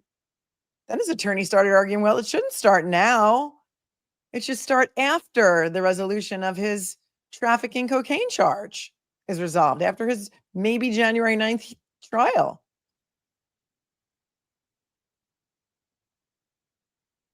D'Artagnan O'Hara says, by law, they could have charged him with terrorism, creating a Claymore mine, because that's a damaging and body-piercing explosive meant to kill more than one person. Well, you just saw what happened. 2 years probation. No big whoop. No biggie. It's all good, right? But 10 years, yeah, for intimidating a window outside D&E Pizza, that's the possibility for that. My goodness, you just couldn't make this up if you wanted to, could you? Thanks, Anne, for your Venmo. I appreciate you so.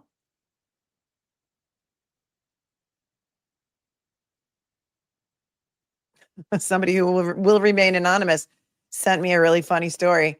And she said the other day, she said, I'm not going to out you.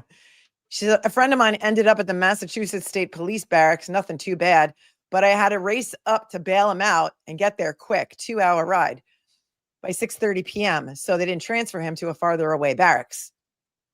So I just ran out of the house. When I got here, I paid the bail. I guess she was writing to me from the courthouse or from the barracks, the Mass State Police Barracks. When I got here, I paid the bail. Now I'm sitting here waiting for him. I realized I'm wearing my I went to Cancun with attorney Melanie Little sweatshirt. How funny is that? I was like, oh my God, I hope you were to bail him out before they saw your sweatshirt and said, no, we're not letting him out. Right?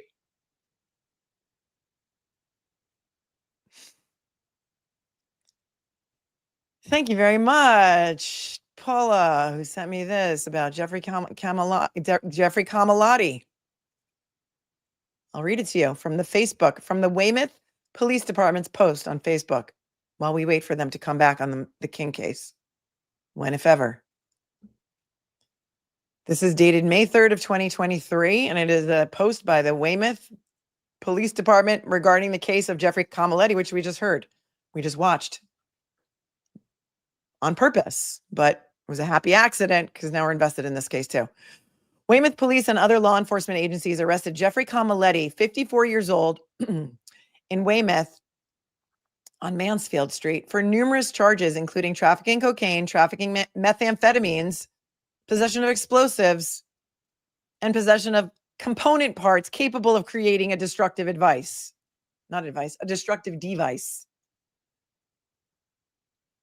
On Friday, April 28th of 2023, at approximately 9:10 a.m., members of the Weymouth Police Department, the DEA, South Shore Drug Task Force, U.S. Postal Inspection Service, and Mass State Police, including the MSP Bomb Squad, MSP Inspection Service, and MSP, including the MSP Narcotics Unit, assigned to the Norfolk DA's office, executed search warrants on 2 packages. Each of the packages were discovered to contain large quantities of cocaine disguised and packaged as green tea. This might even be a more exciting. It was packaged as green tea, but it was really cocaine. Following a search of the packages, units executed a search warrant at this house on Mansfield Street in Weymouth. The MSP Bomb Squad and Fire Marshal's office cleared the residence and located explosives and component parts capable of creating a destructive device. During the subsequent search, law enforcement also discovered several additional large bags of powder disguised as green tea, a pill press, empty capsules, and 3 stun guns. The seized powder from inside the residence tested positive for methamphetamine. Was Higgins part of that sting? Says Nate Taylor. So in 2023, Susan DG says, I wonder if he's mates with Higgins. You can make this up. In total, approximately 2 kilograms of cocaine and 1 kilogram of methamphetamines were seized.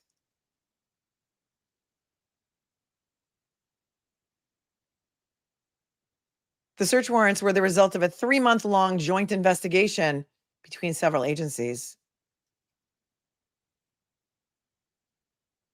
I mean, we like receipts, so we may as well switch over to this tab now, eh?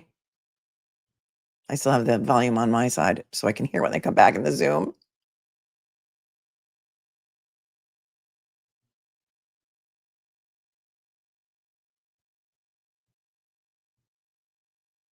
Two kilograms of cocaine, 1 kilogram of methamphetamines. The search warrants were the result of 3 months,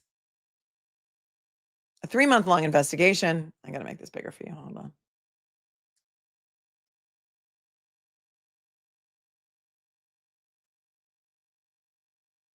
The search warrants were the result of a 3-month-long joint investigation between several agencies. Illegal drug distribution ravages the very foundations of our families and communities here in Massachusetts, said DEA Special Agent in Charge Brian D. Boyle. Brian Boyle is a hockey player, played for the Rangers, and I think he's from the Boston area. Is that his dad? I don't know. This girl loves Brian Boyle. I was devastated when the Rangers traded him. Oh, here they're coming back.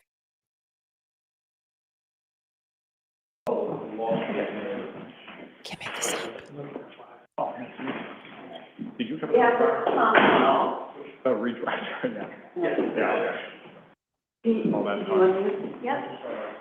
Okay, we're getting ready to recall the Walshe case.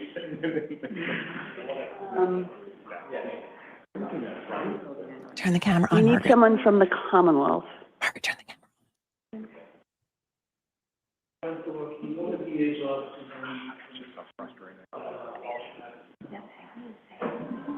I'm sorry?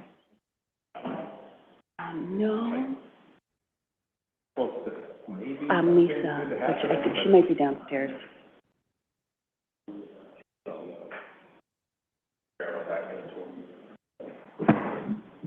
Here's Larry Tipton. He's ready. You know what I mean? Like, it's like. Larry and, or Attorney Tipton, in anticipation of sound issues, should I call you or do you want to check your sound right now? I can check it. Can you hear me now? I can. I feel like you're better. I joined with my iPad. It's funny. Your other one, you're kind of like a sepia tone, like the coloring's off. So this is much better. All right. Sorry about all that. No worries. We love Margaret. Oh, Gotta change the banner because this is only with regard to Walshe right now. Color. Right? Maybe. Okay.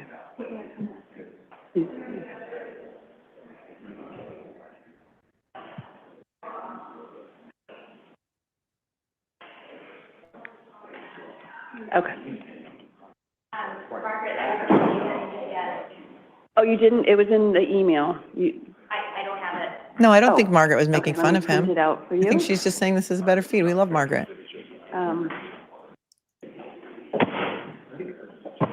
Yeah, I'll sit in the gallery. Well, I want you to read this. I'm sorry, I didn't realize you only sent it to me. Did it only go to you, or like he said, there's stuff when I email you, like, did you send it to me and it just doesn't come through? Well, if he only sent it to you, then I don't know that you can give it to me. Larry, are you okay with me giving this to Lisa? Yeah, I'm fine with you giving it to Lisa. I don't think, if I heard Tracy's voice, I don't think Tracy gets it because of the protective order. I disagree with that. No. Okay, so I'm sending it to Lisa and I'm giving you a. I don't understand why Tracy can't look at it, so I guess I need to see the judge. He is ready to come out. I was going to give you 1 minute to read it.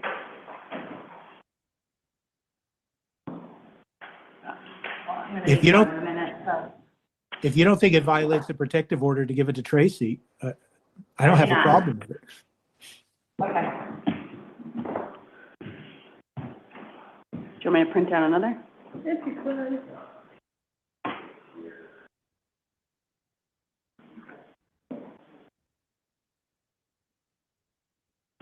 Yeah, I mean, yeah, so far. I'm gonna change that over. I mean, they're not hiring now. Grateful Dead in Wembley, 1990. Today in Grateful Dead history. I'll check it out. Thanks, Grateful Dead fan 88. No idea. They knew they were kicking him out long ago.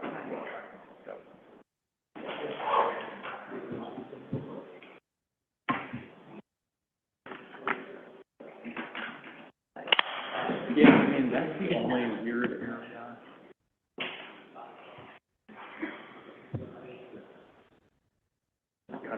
Not cutting back on March. Weird.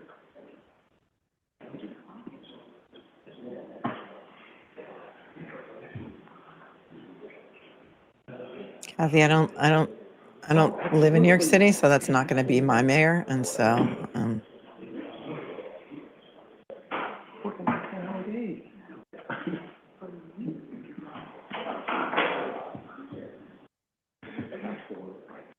ding ding ding ding ding. And we're often the only one by 11 too. I think it's on the playlist. It's definitely on the Karen Reed playlist on Spotify.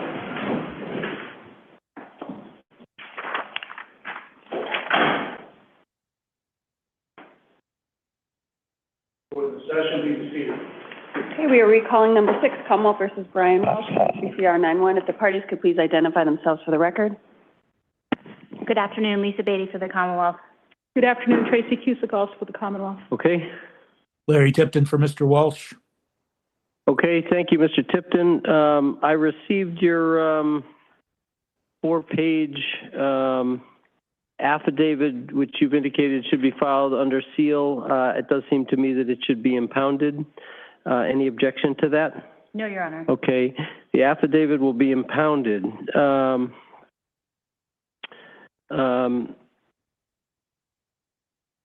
I am really acting in the dark here because I don't know what was turned over and what was not turned over. Do you want to give me something that shows me what was turned over? Yes. Okay. So what I'm handing to you is the index that's referred to in Judge Casper's order that may be filed under seal with this court, excuse me, and which has been provided to the defense attorneys along with the 2 materials. Okay. This is the list of this is the index of all of the materials. There's not numbers next to it, but the second item and the next to the last item that are listed here are the 2 items that were provided.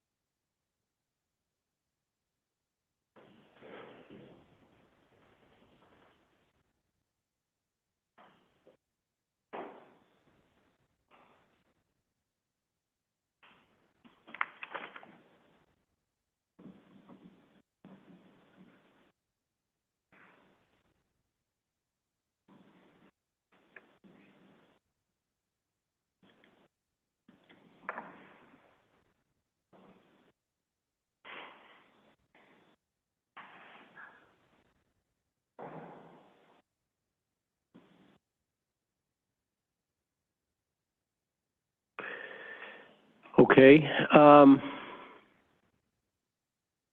Just so that the record is clear, Mr. Tipton, do you have any objection to my attaching the categories of confidential federal materials to your affidavit, which will all be impounded? No, I just want to keep everything together. Yes, Your Honor. No, I have no objection to that. All right, so we'll put those together and impound everything. So the materials that were produced, and I think you say are the second and second to last items in the category list. The second bullet and the second to last Okay. are the 2 items that were produced. All right. And Mr. Tipton, I don't see in your affidavit anything that specifically references anything else from the confidential federal materials that you think should be produced. Really, I don't want to interrupt, Judge. No, go ahead. Really what I'm asking for, as I delineate in paragraph specifically 12. 9. Okay. 9.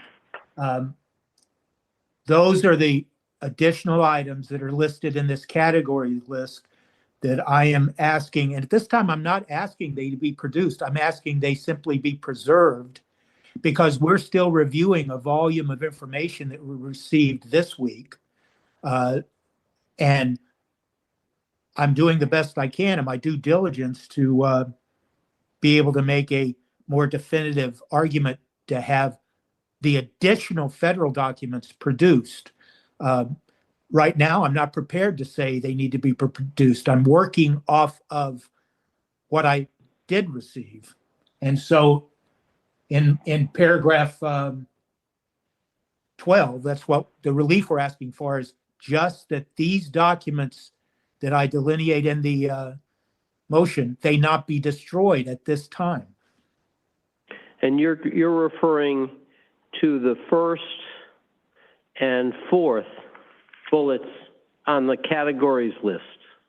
Yes, and since they're not numbered, the bullet list that starts with OCME autopsy report, death certificate and armed forces medical examiner's report, and then if you go down, the bullet that starts with the ARCA reports, the accident reconstruction reports.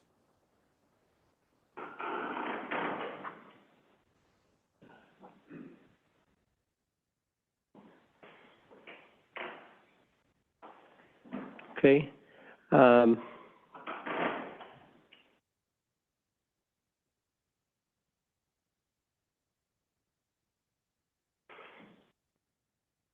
Attorney Beatty? So first of all, I would challenge some of the assertions that are made in these pleadings.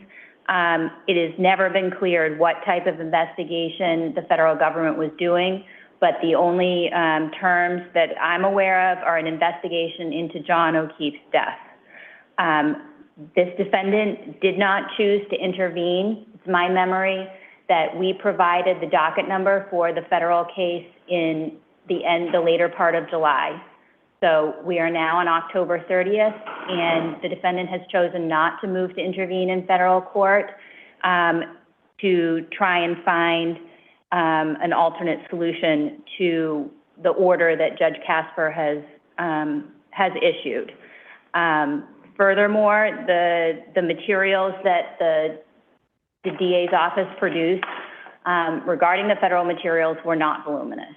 I personally have viewed what I believe Mr. Tipton is talking about in terms of the personal phone, and I agree that's a great deal of material, but it's a different source of material, and simply because that is being produced right now doesn't change our review of this federal material. Well, let me just give you a hypothetical. Yes. Okay. If the material produced from the federal tranche of confidential material includes information that Mr. Proctor did not properly file state police procedures, and if that were known to supervisors who acquiesced in failure to follow procedures or condoned it in some way, didn't discipline Trooper Proctor for that, the actions of the supervisors might be exculpatory information. Agreed. And I wonder if that kind of information was looked for and produced, if it existed, from among the federal confidential information.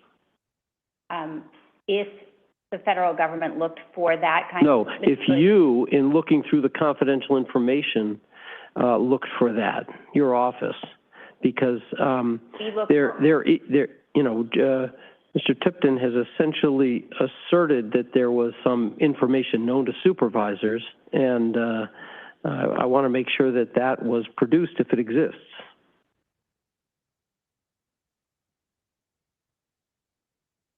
I just want to look at the paragraph where he's asserting that in the materials that he's received so far, that it's clear that supervisors. We know. Anna Walshe was killed 1 year after John O'Keefe was killed. 1 year after. Looking at paragraph G, is that Yep. the section? That's one. And as I see, that's a statement that he could not recall.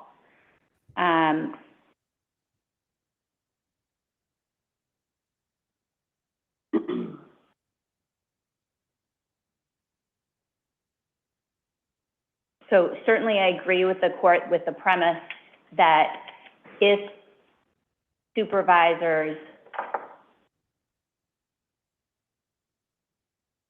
are aware that a police officer has failed to investigate properly, that would be material that would be favorable to the defense, and that we would produce that.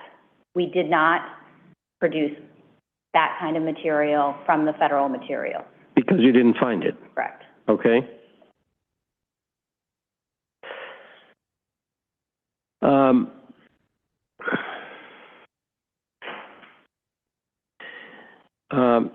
Mr. Tipton. If I could just finish. Go ahead, sure, yeah. All right.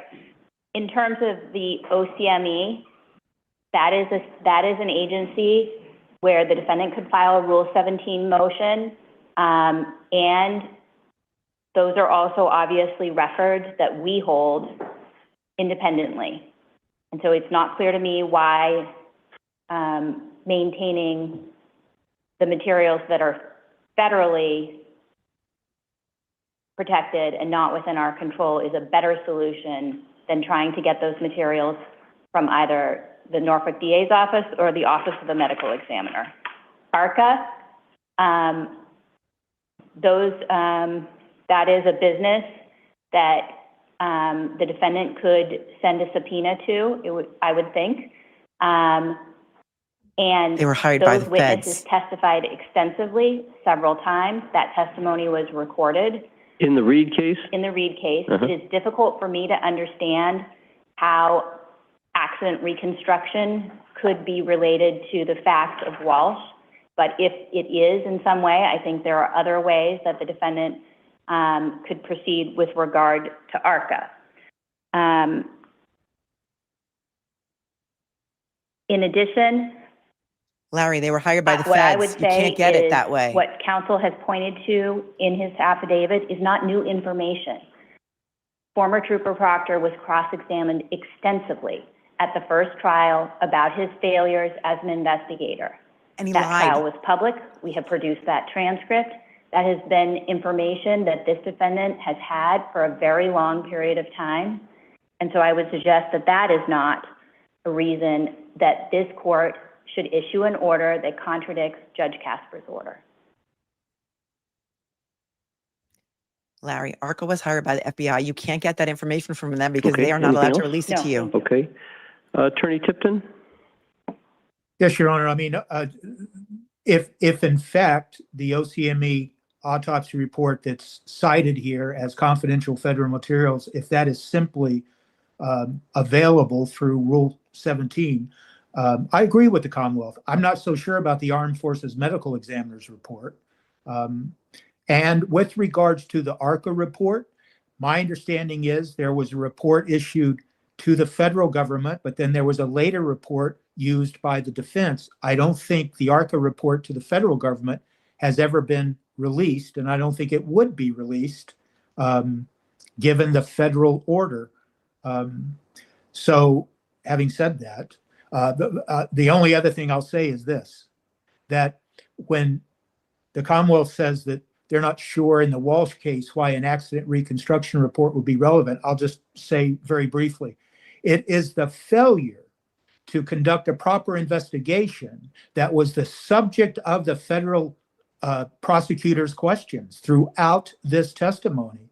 And it is the original questions and answers by Michael Proctor that are important. And frankly, I'll represent, without going into any detail, because we are in open court, what I will characterize as evasive answers that required repeated admonition by the federal prosecutors to Proctor is important to show the way that he ran from the fact that he conducted the investigation. And now I feel like I can't say much more because I just don't want to violate the protective order.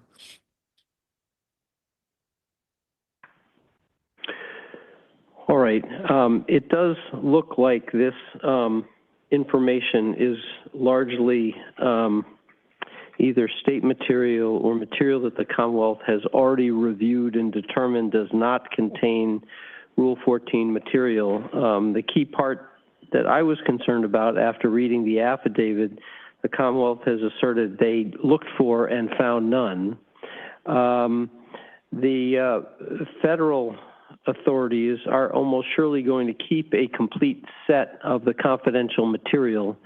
I do want to be clear that we are not destroying in the entirety. We are returning. As I mentioned, I believe earlier, I have an appointment tomorrow to return a complete set of the documents to the U.S. Attorney's Office. Okay. I am going to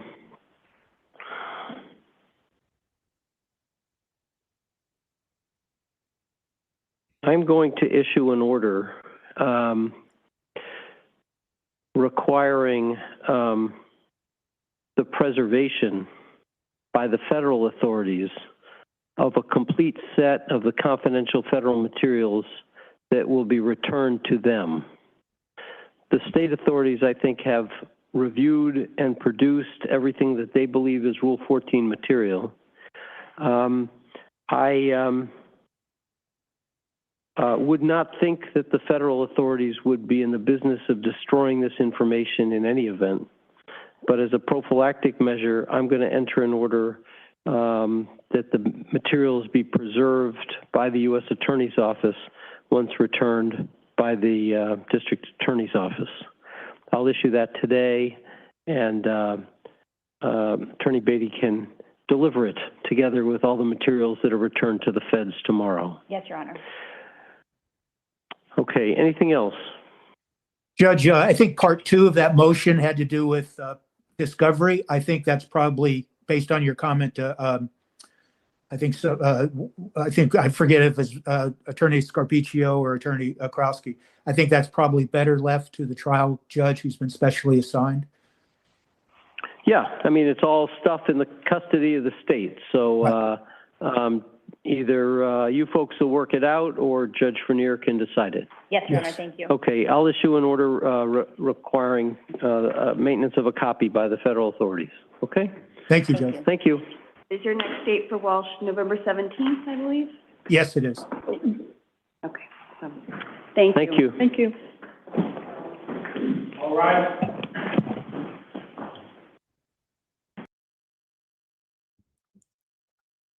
Well,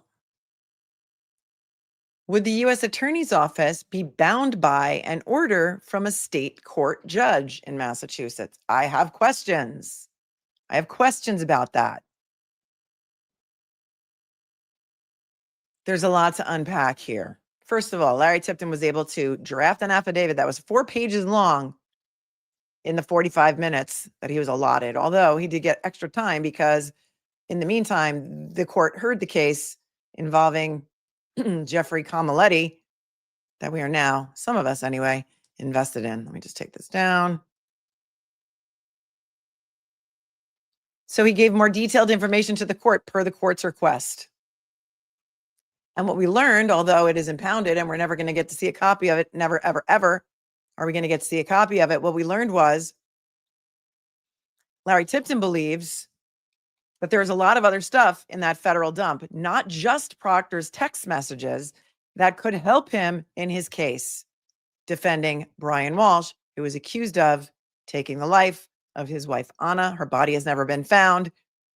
And then disposing of the parts of her body all over town in dumpsters because they've got video. There's a lot of issues with regard to the search of his phone and how they got to that video, but that's for the purposes of this discussion. That's in front of a different judge. That's in front of Judge Frenier. So what we have learned through this impounded affidavit, or from what Larry Tipton was able to argue in court,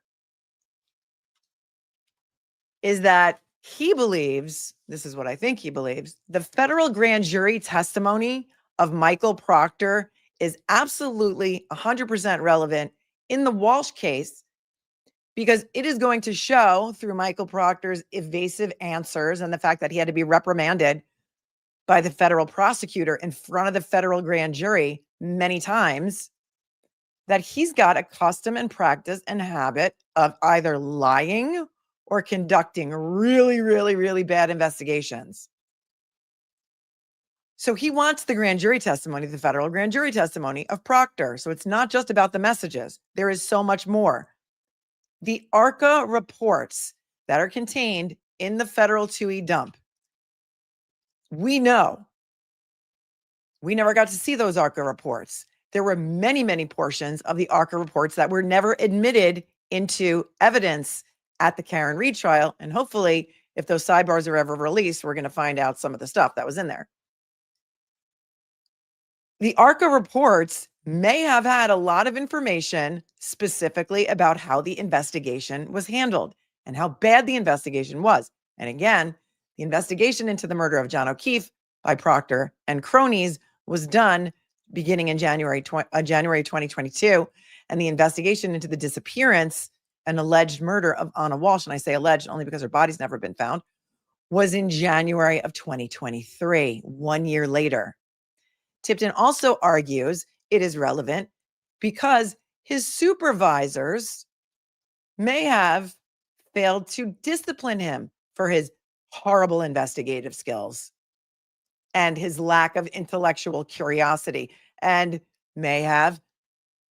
he may have done things that were improper that his supervisors actually commended and liked and thumbs up and hearted in those text messages, like, no nudes so far, which leads me to believe that maybe some of the intimate images found on Proctor's phone dump that was turned over to Larry Tipton, going back to 2013, maybe there could be some nudes on there of Anna Walshe. I have no way of knowing that. It's just my gut feeling. And so therefore, Proctor's prior conduct of having a habit of doing this and writing such things in messages that his supervisors like Tully and Fanning approved of, and Buchanan, by the way, because now, Buchanan is also his supervisor, could lead to a pattern of conduct in the investigative team assigned to the Norfolk DA's office, the members of the Massachusetts State Police that also investigated the disappearance of Anna Walshe. And then he's going to argue they're all corrupt. They've been doing it for a long time. Look what they did into the investigation of John O'Keefe. Lisa Beatty, who's the ADA assigned here, I notice Laura McLaughlin has been suspiciously absent for all of these hearings. And we know that she is assigned to the Brian Walshe case because we've seen her in Judge Frenier's courtroom. And Judge Frenier pointed to Laura McLaughlin and said, wait a second, during one hearing, weren't you also involved in the Reed case? So you have access to all of this stuff. So don't you know whether any of it could be relevant to Brian Walsh's case? And she's been noticeably absent for these hearings. Is she still on the Walshe case? I don't know.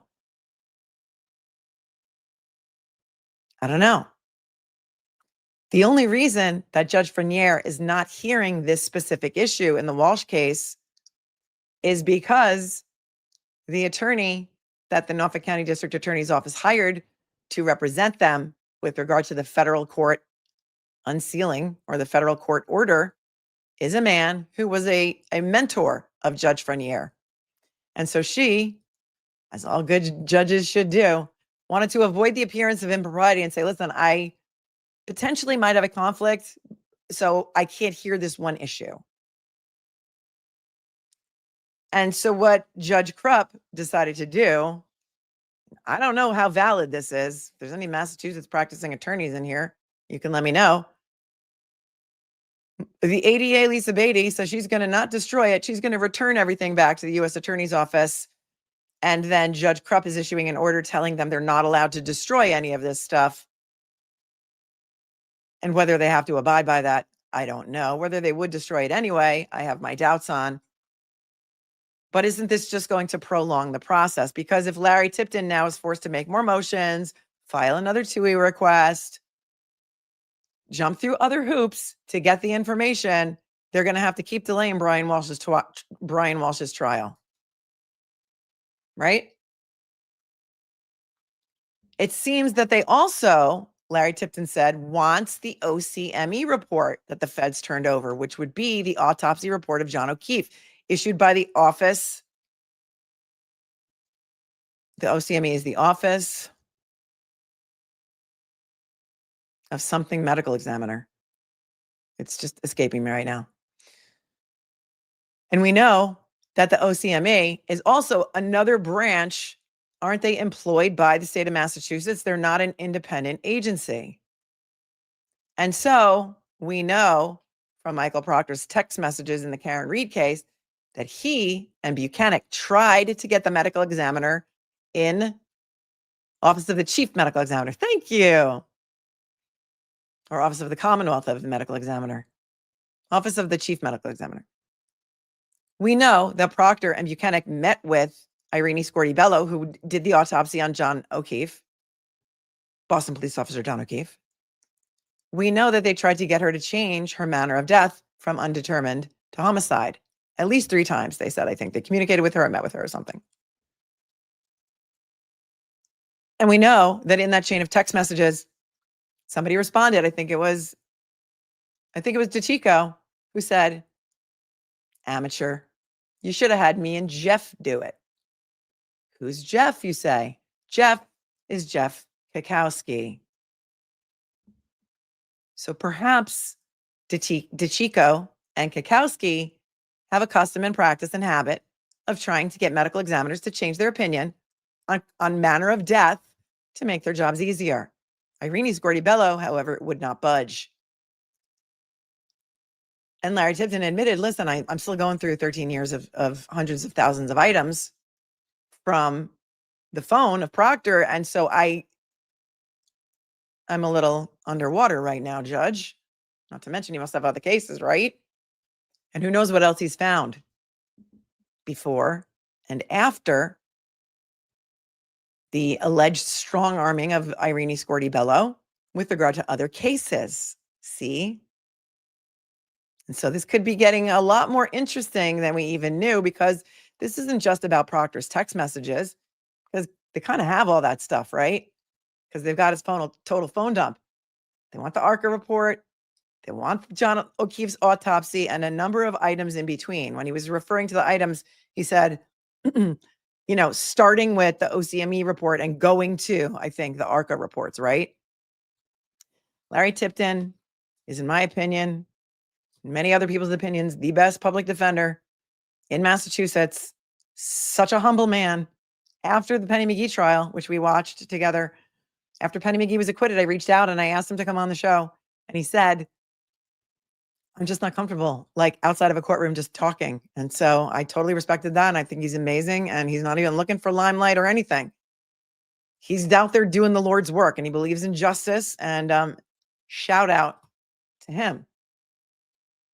Zoe says the Office of the Chief Medical Examiner is a statewide agency, so they would be state employees. Correct. Problems can occur when the OCME is not an independent state agency, but a division under state police or aligned under state's AG's office. That's exactly what I'm saying. Krupp did not order them to preserve the documents. They are going to return the documents to the Attorney General's office. And he issued an order. He said he's doing it today. He's issuing an order saying to the Attorney General, you need to preserve this stuff. You can't destroy it. I have questions about whether the U.S. Attorney's Office is going to be bound by a Superior Court judge's order. And I can't give you an answer on that because I haven't had a chance to research it yet. What else did I write down? Let's see.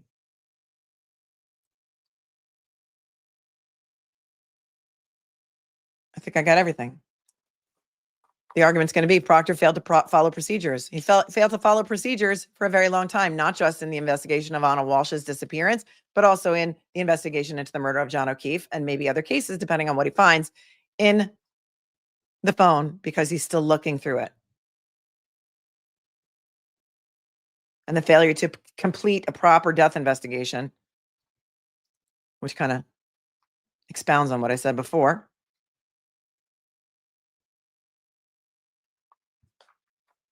And there will be a further conference on Walshe on November 17th, which I believe goes back to Judge Frenier at that point.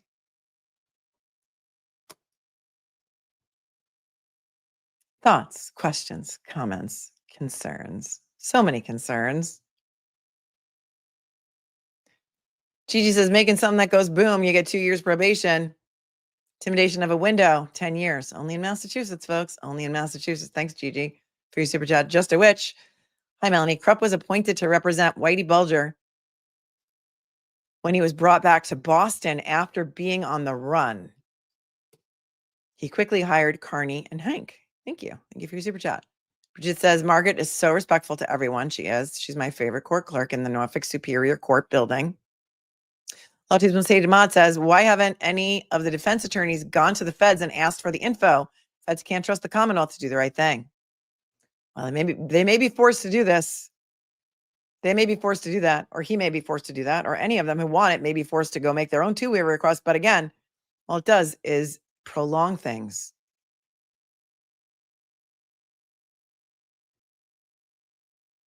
Music to my soul. Thanks for your 5. Does Judge Krupp actually have jurisdiction to order the feds to preserve anything? That's my question too. I worry that this seems proactive now, but might not really help. I have that question as well. Mike B from the 413, unless Fanning was mysteriously on vacation every time Proctor texted him, like with the nudes text, right? He was on vacation. He didn't see it. He has 5 kids. He was busy. Tipped in a smart sweet cookie, maybe even a cupcake. Thank you. Thanks, Brigitte. Scott McGinnis says, Peter Krupp's legal career is an interesting read. Before he was nominated as a Massachusetts judge by then Governor Duval Patrick in 2013, Krupp worked mainly in federal courts. I can see that in his demeanor. I can see that. Federal court's no joke. And so if he was a practicing attorney in federal courts, I can see why he has a certain way about him that could be considered stricter than other judges and very, runs a tight ship. Practicing in federal court is no joke. There is no, there's no abada, excuses, although he seems to pander to the Commonwealth a lot with regard to all of the excuses that they have every single time and never seem to get anything done.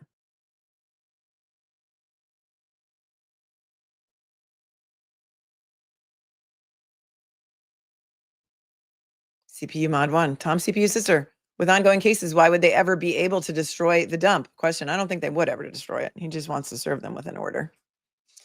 But remember, all this stuff was turned over when Josh Levy was the acting U.S. attorney for Massachusetts, and now it is a different acting U.S. attorney whose name is escaping me right now. Leah Foley. And so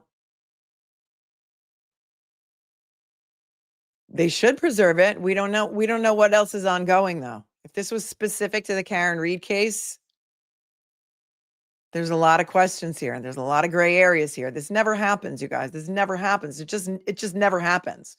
And so, in a lot of ways, they're sort of paving the road on what happens when this happens, which is never. I can't remember.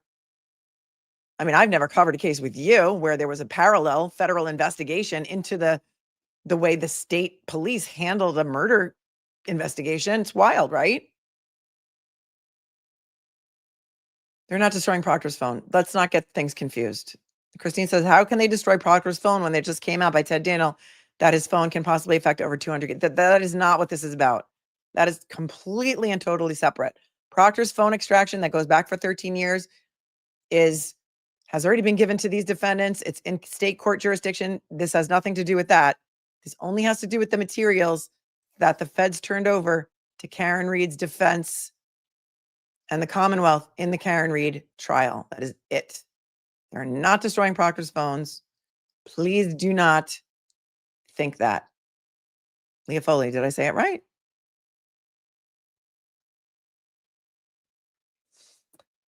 CFS Hoff 13, thanks for your 20, says to quote Goodwill Hunting, my boy Proctor is wicked, not smart. Thanks for your 20.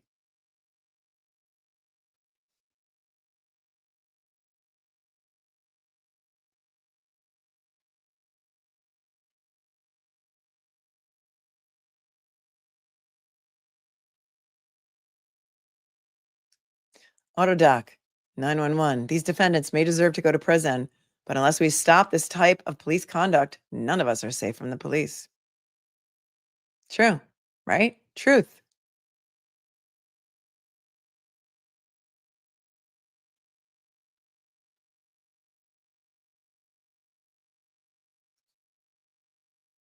How do you like them apples?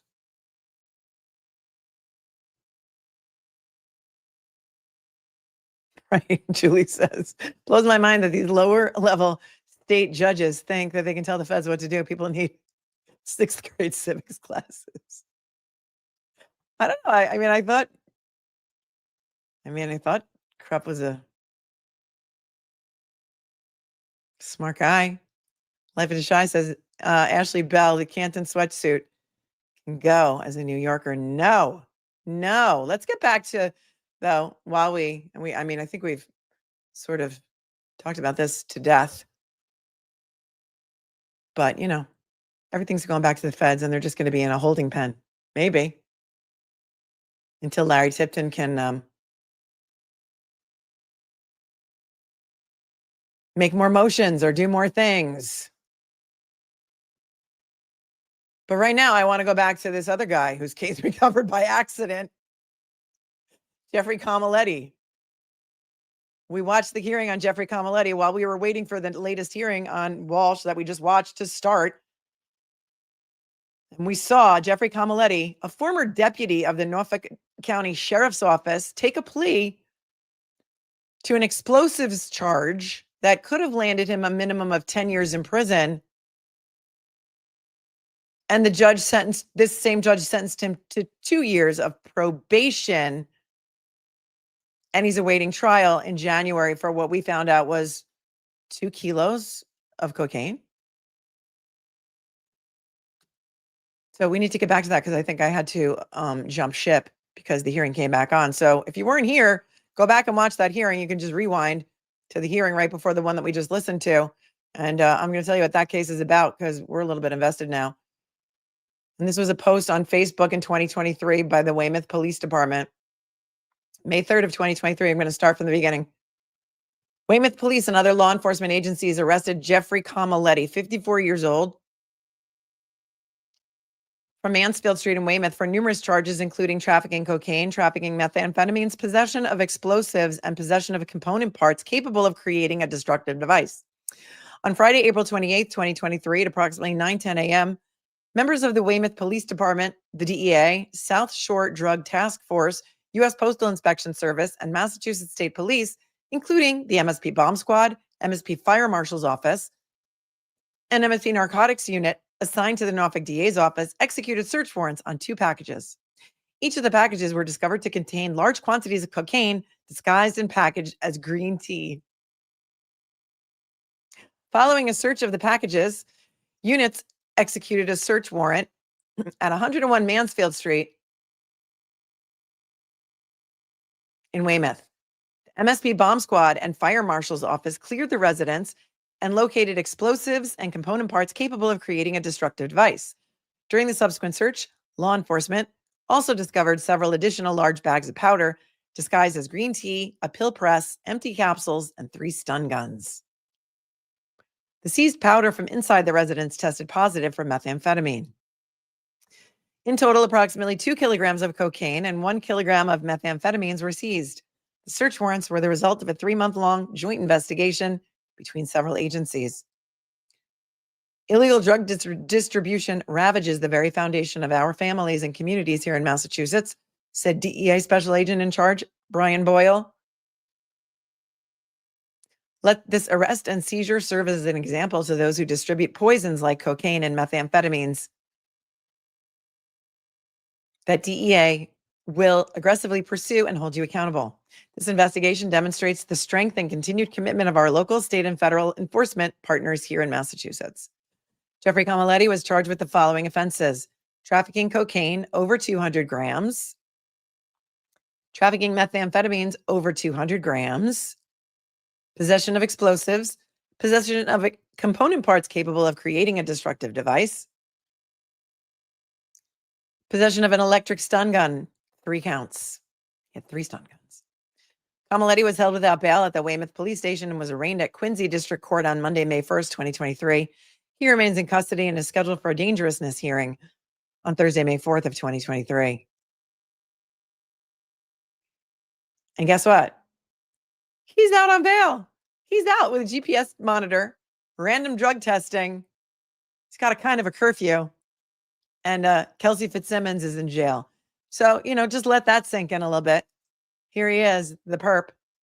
And here's the green tea that they found and all the evidence. Nice photograph of it. Wow. And someone pointed out that he was a former deputy sheriff at the Norfolk Sheriff's Department. Did anybody? Because you just can't make it up.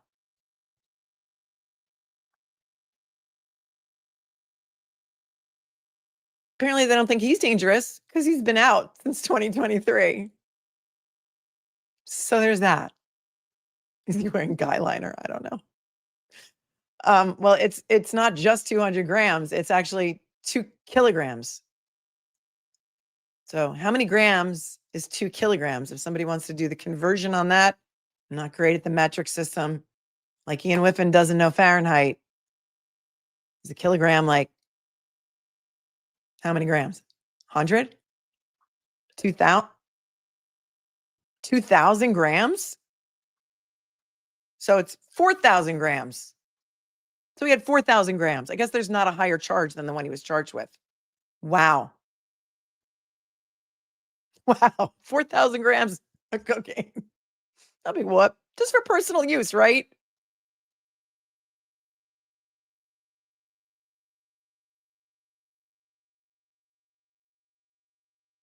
I want to know if Brian Higgins was involved in that DEA investigation of this guy. I have so many questions now. So many questions. And none of them are going to be answered right now because we need to investigate further.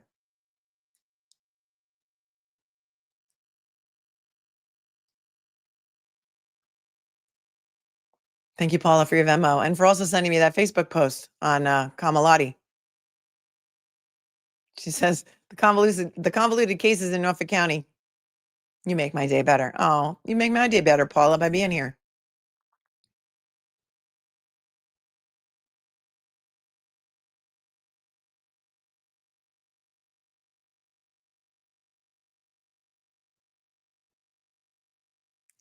I mean, there is a Jeffrey Camaletti who's on LinkedIn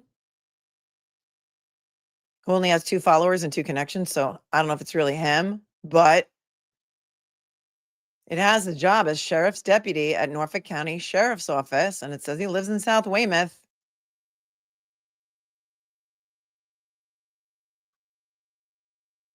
Go back to his picture.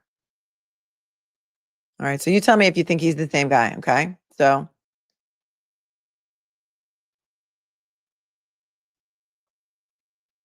StreamYard doesn't let me do a side by side. So, okay, here's the picture from his like mugshot. Okay. Put a pin in this. All right. And then here's some pictures that were posted by the Norfolk County Massachusetts Sheriff's Office.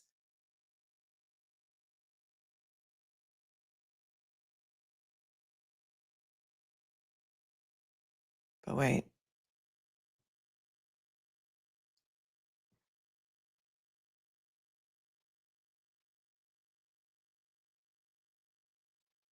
Because I don't know if this has anything to do with him. I don't think it does. Wait, never mind. Strike that.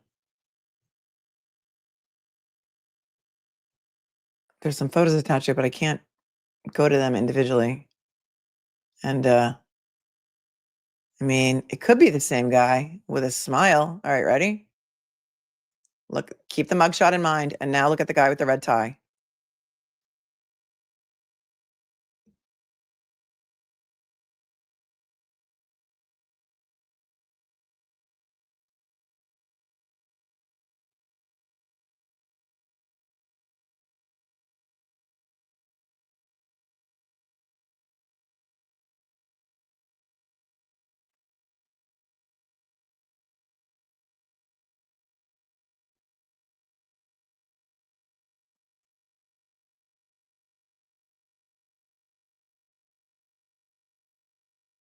But it looks like, I don't know. I'd have to read this a little bit further. Maybe that was the sheriff, Patrick McDermott. I don't know, because it looks like this was a post from just 6 months ago. And he's been out on bail. He's not even with them anymore. We'll find out. We'll find out, because now we're kind of invested in this, right? I think those are two different guys, because that post it allegedly is just from 6 months ago. But when I cleared all my cookies, because my computer was running slow, it signed me out of all my stuff, including LinkedIn, so I couldn't get like full access to that. But we will. We'll figure it out, because we're invested. Wow.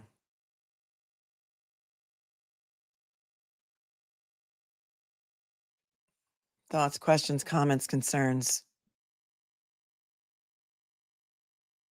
How do you clear cookies? I don't know. I use Google Chrome as my browser, and there's a way to do it by going in there and clicking on the 3 dots and all that stuff.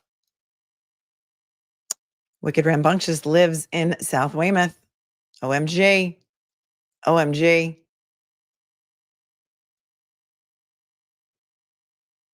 Google says it's about 80,000 lines. I know, it was a rabbit hole. That's the risk that you run, though. Sometimes you pull up stuff that don't go into the rabbit hole. Yeah, I saw that article about Maura Healey's staffer, but I don't want to get into that right now. But I'll just read the headline. The headline is something like,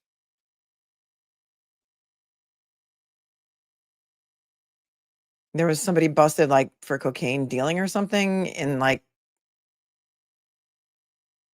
Maura Healey's cabinet. I can't find it right now because I have 7,000 emails. And thank you for sending me Microdot's new video, but I'm not going to play it on my stream. I'm going to tell all of you guys to go watch it over there. How about that? We'll do that.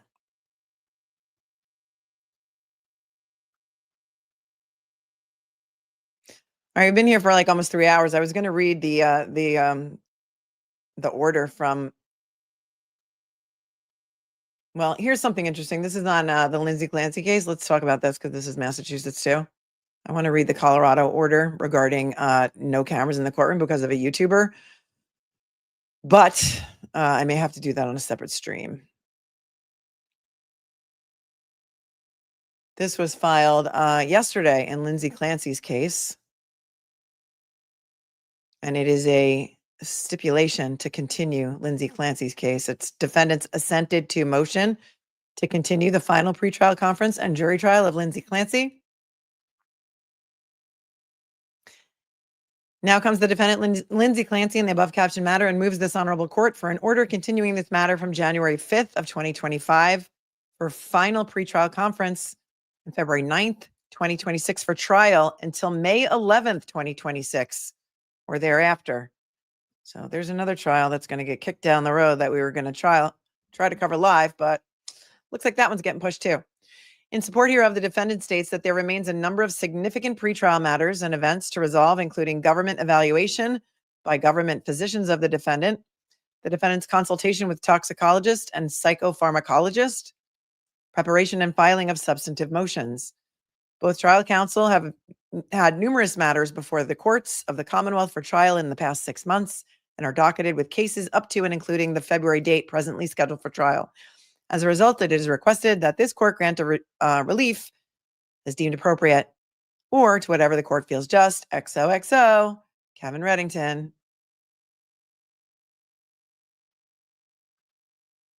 So he's saying the Commonwealth is agreeing to this. And Kevin Reddington, despite the fact that he did represent Jennifer McCabe, is, from what I understand, and all accounts, an excellent attorney and a decent guy. And it's only fair to the client that if he's got back-to-back trials, as does the Commonwealth up to February, that it get pushed a little bit to give him proper time to prepare. I think that's fair. Also, of note is that Lindsay Clancy is currently being held in a state hospital. Is she also in Bridgewater State, the same place that Brian Walshe is, or she's in a different hospital?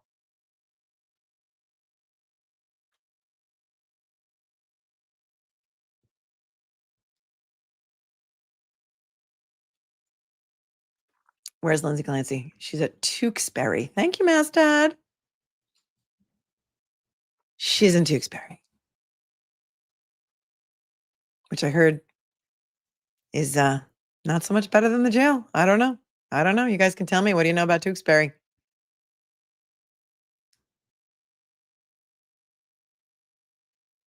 Here's what I wanted to share with you, because so many of you have been complimenting my hair and I love to share secrets. There is a huge sale right now, huge sale on the Dyson Airwrap for you, specifically for you. Does anybody have a Dyson Airwrap? Because it is life-changing. It really is life-changing.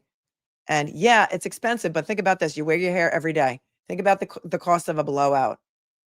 Hold on, because I want to give you the code for this. If I could just make this thing go away, go away, go away, go away. And men, don't think the Dyson Airwrap is not for your lady, because if you're thinking of what to get her for Christmas, it's a great idea for a gift. Ladies, if you're in the chat and you don't have a Dyson Airwrap, how many of you would like one as a Christmas gift? So if the men are watching, here it is. And it should be pointed out that the regular Dyson Airwrap is like over $600. I know, I get nothing for this. I'm just here to help and share secrets, because I like to do that. Anytime I find a good deal, I like to share it with you. This is the Dyson Airwrap. It only has 3 attachments. Let me tell you, it comes with like 6 or 7, and these are the only 3 that I ever use. The curling wand, the round brush, and this one, which super dries your hair super fast. Look at this. It's only $3.99 right now. It's only $3.99 right now. The list price on this is $5.49. If I had known that I could buy a Dyson Airwrap with only these 3 attachments, I 100% would have done it. The link is below in the show notes for you. It's below in the show notes. Get it now, because if I could have gotten mine for $3.99, I totally would have. I think they're up to like $6.99 or $5.99 now, the ones with So if you're interested, here it is. What does it do? It dries your hair using some kind of technology. And like I did my hair with it just before coming on. It wraps your hair with air instead of using heat like a curling iron would. It's like it's got the Dyson vacuum like technology, and it sucks your hair into that thing. It's just fantastic. It's life-changing. It's life-changing. I've linked it for you in the show notes. Let me know if you can see it there. Because everyone needs one of these. If it's in my influencer shop, I make like 50 cents. This isn't for me. This is for you. This is for you. I love it. It is game-changing. It is life-altering. Think about, this is the price. $400 is the price of, I don't know how much a blowout is lately, because I don't need them anymore because I have a Dyson Airwrap. But I mean, in Boston, how much is a blowout? $75? Think about it that way. Make sure you use the link below this video to get the deal.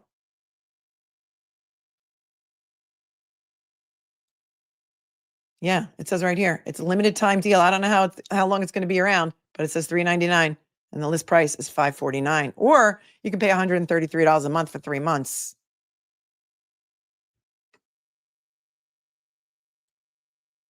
And as you can see, if you tried to get the one with all of the attachments, it's $6.49. This one's $6.49, see? But I don't use any of those other attachments. I don't need them. I'm here to help. I'm here to help. You can thank me later. So there's that. I just thought I would share that with you. How long does it take to do my hair? This morning, my hair was already dry. I sprayed it with water. 5 minutes. Dyson rarely goes on, like never. Dyson never goes on sale. Like never. I was shocked. Somehow this just came up in my regular Amazon feed. I was shocked. Never. Like look at Sephora right now. Go into the Sephora website and see how much it is. Oh, it's great for thick hair. It's great for thick hair and thin hair. And they have a curly hair one too that has a diffuser. But if you have curly hair and you want it straight, and the round brush is the best attachment. They have a curly hair version, but I don't see it at this price. I only see it at the big price. And if anybody has a knockoff, maybe those work well too. I don't know. I'm here to help. It does also, the diffuser isn't great. Yeah. It also, Zoe B says Dyson. That means new Dyson models that comes. Zoe, how do you know so much about so much? You know so much about so many things. It's amazing to me. And you are our resident statistician.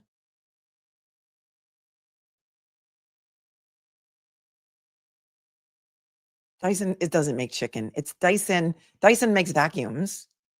Tyson is a chicken company. Tyson with a T, Autodoc 911.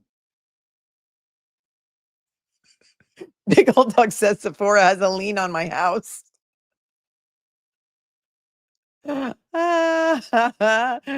that's a good tip. Songbits Laura says if they do sell it out, they do sell it at Ulta because that's where I got my special colored one. Mine's like gold and burgundy, and they only sell it at Ulta. Tip here, check the dumpsters. Why do they throw them away? That's crazy.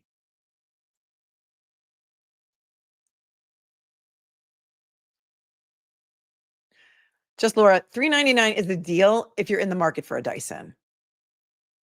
And I know that it's a lot of money, but think about like if you wear your hair every single day, if you're the kind of person who gets blowouts, it's retailed at $599 is all.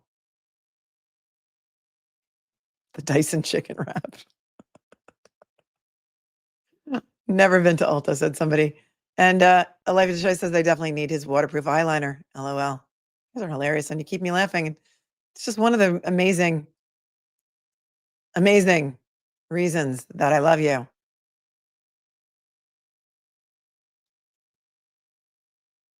All right. Thank you very much. I will see you guys real soon. See you guys real soon.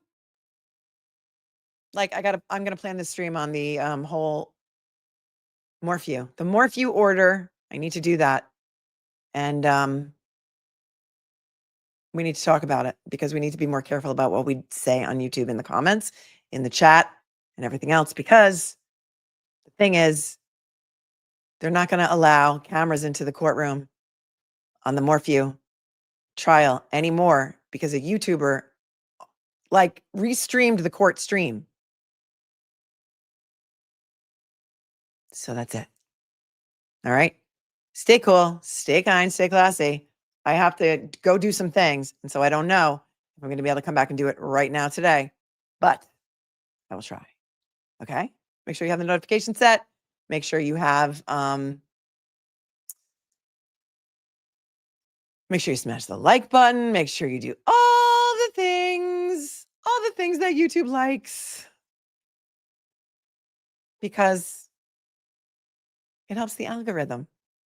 It's JLR who did it. Yeah. Do you want just a quick like sneak peek? Because it's like a 10-page decision.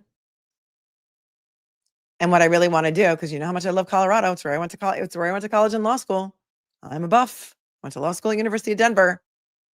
I have covered Colorado trials before. I'm waiting for them to arrest the right person on John Benet Ramsey. We covered the King Soopers shooting case out of Boulder. And I don't know how I feel about this decision, because the public should have access to trials without having to go to the courthouse in Colorado to watch it, which is 4.5 hours away from Boulder. If this was in Boulder, I would go. This is not permission to bash any other creators, because a lot of this order is because of the horrible things that were said in the comments. And that is why my mods are strict. And that is why my mods are timing out and deleting. And that is why we police the comments. Because this judge found that in the comments underneath that stream, there were threats to judges. And there were threats to the defendant. And there were threats against the family.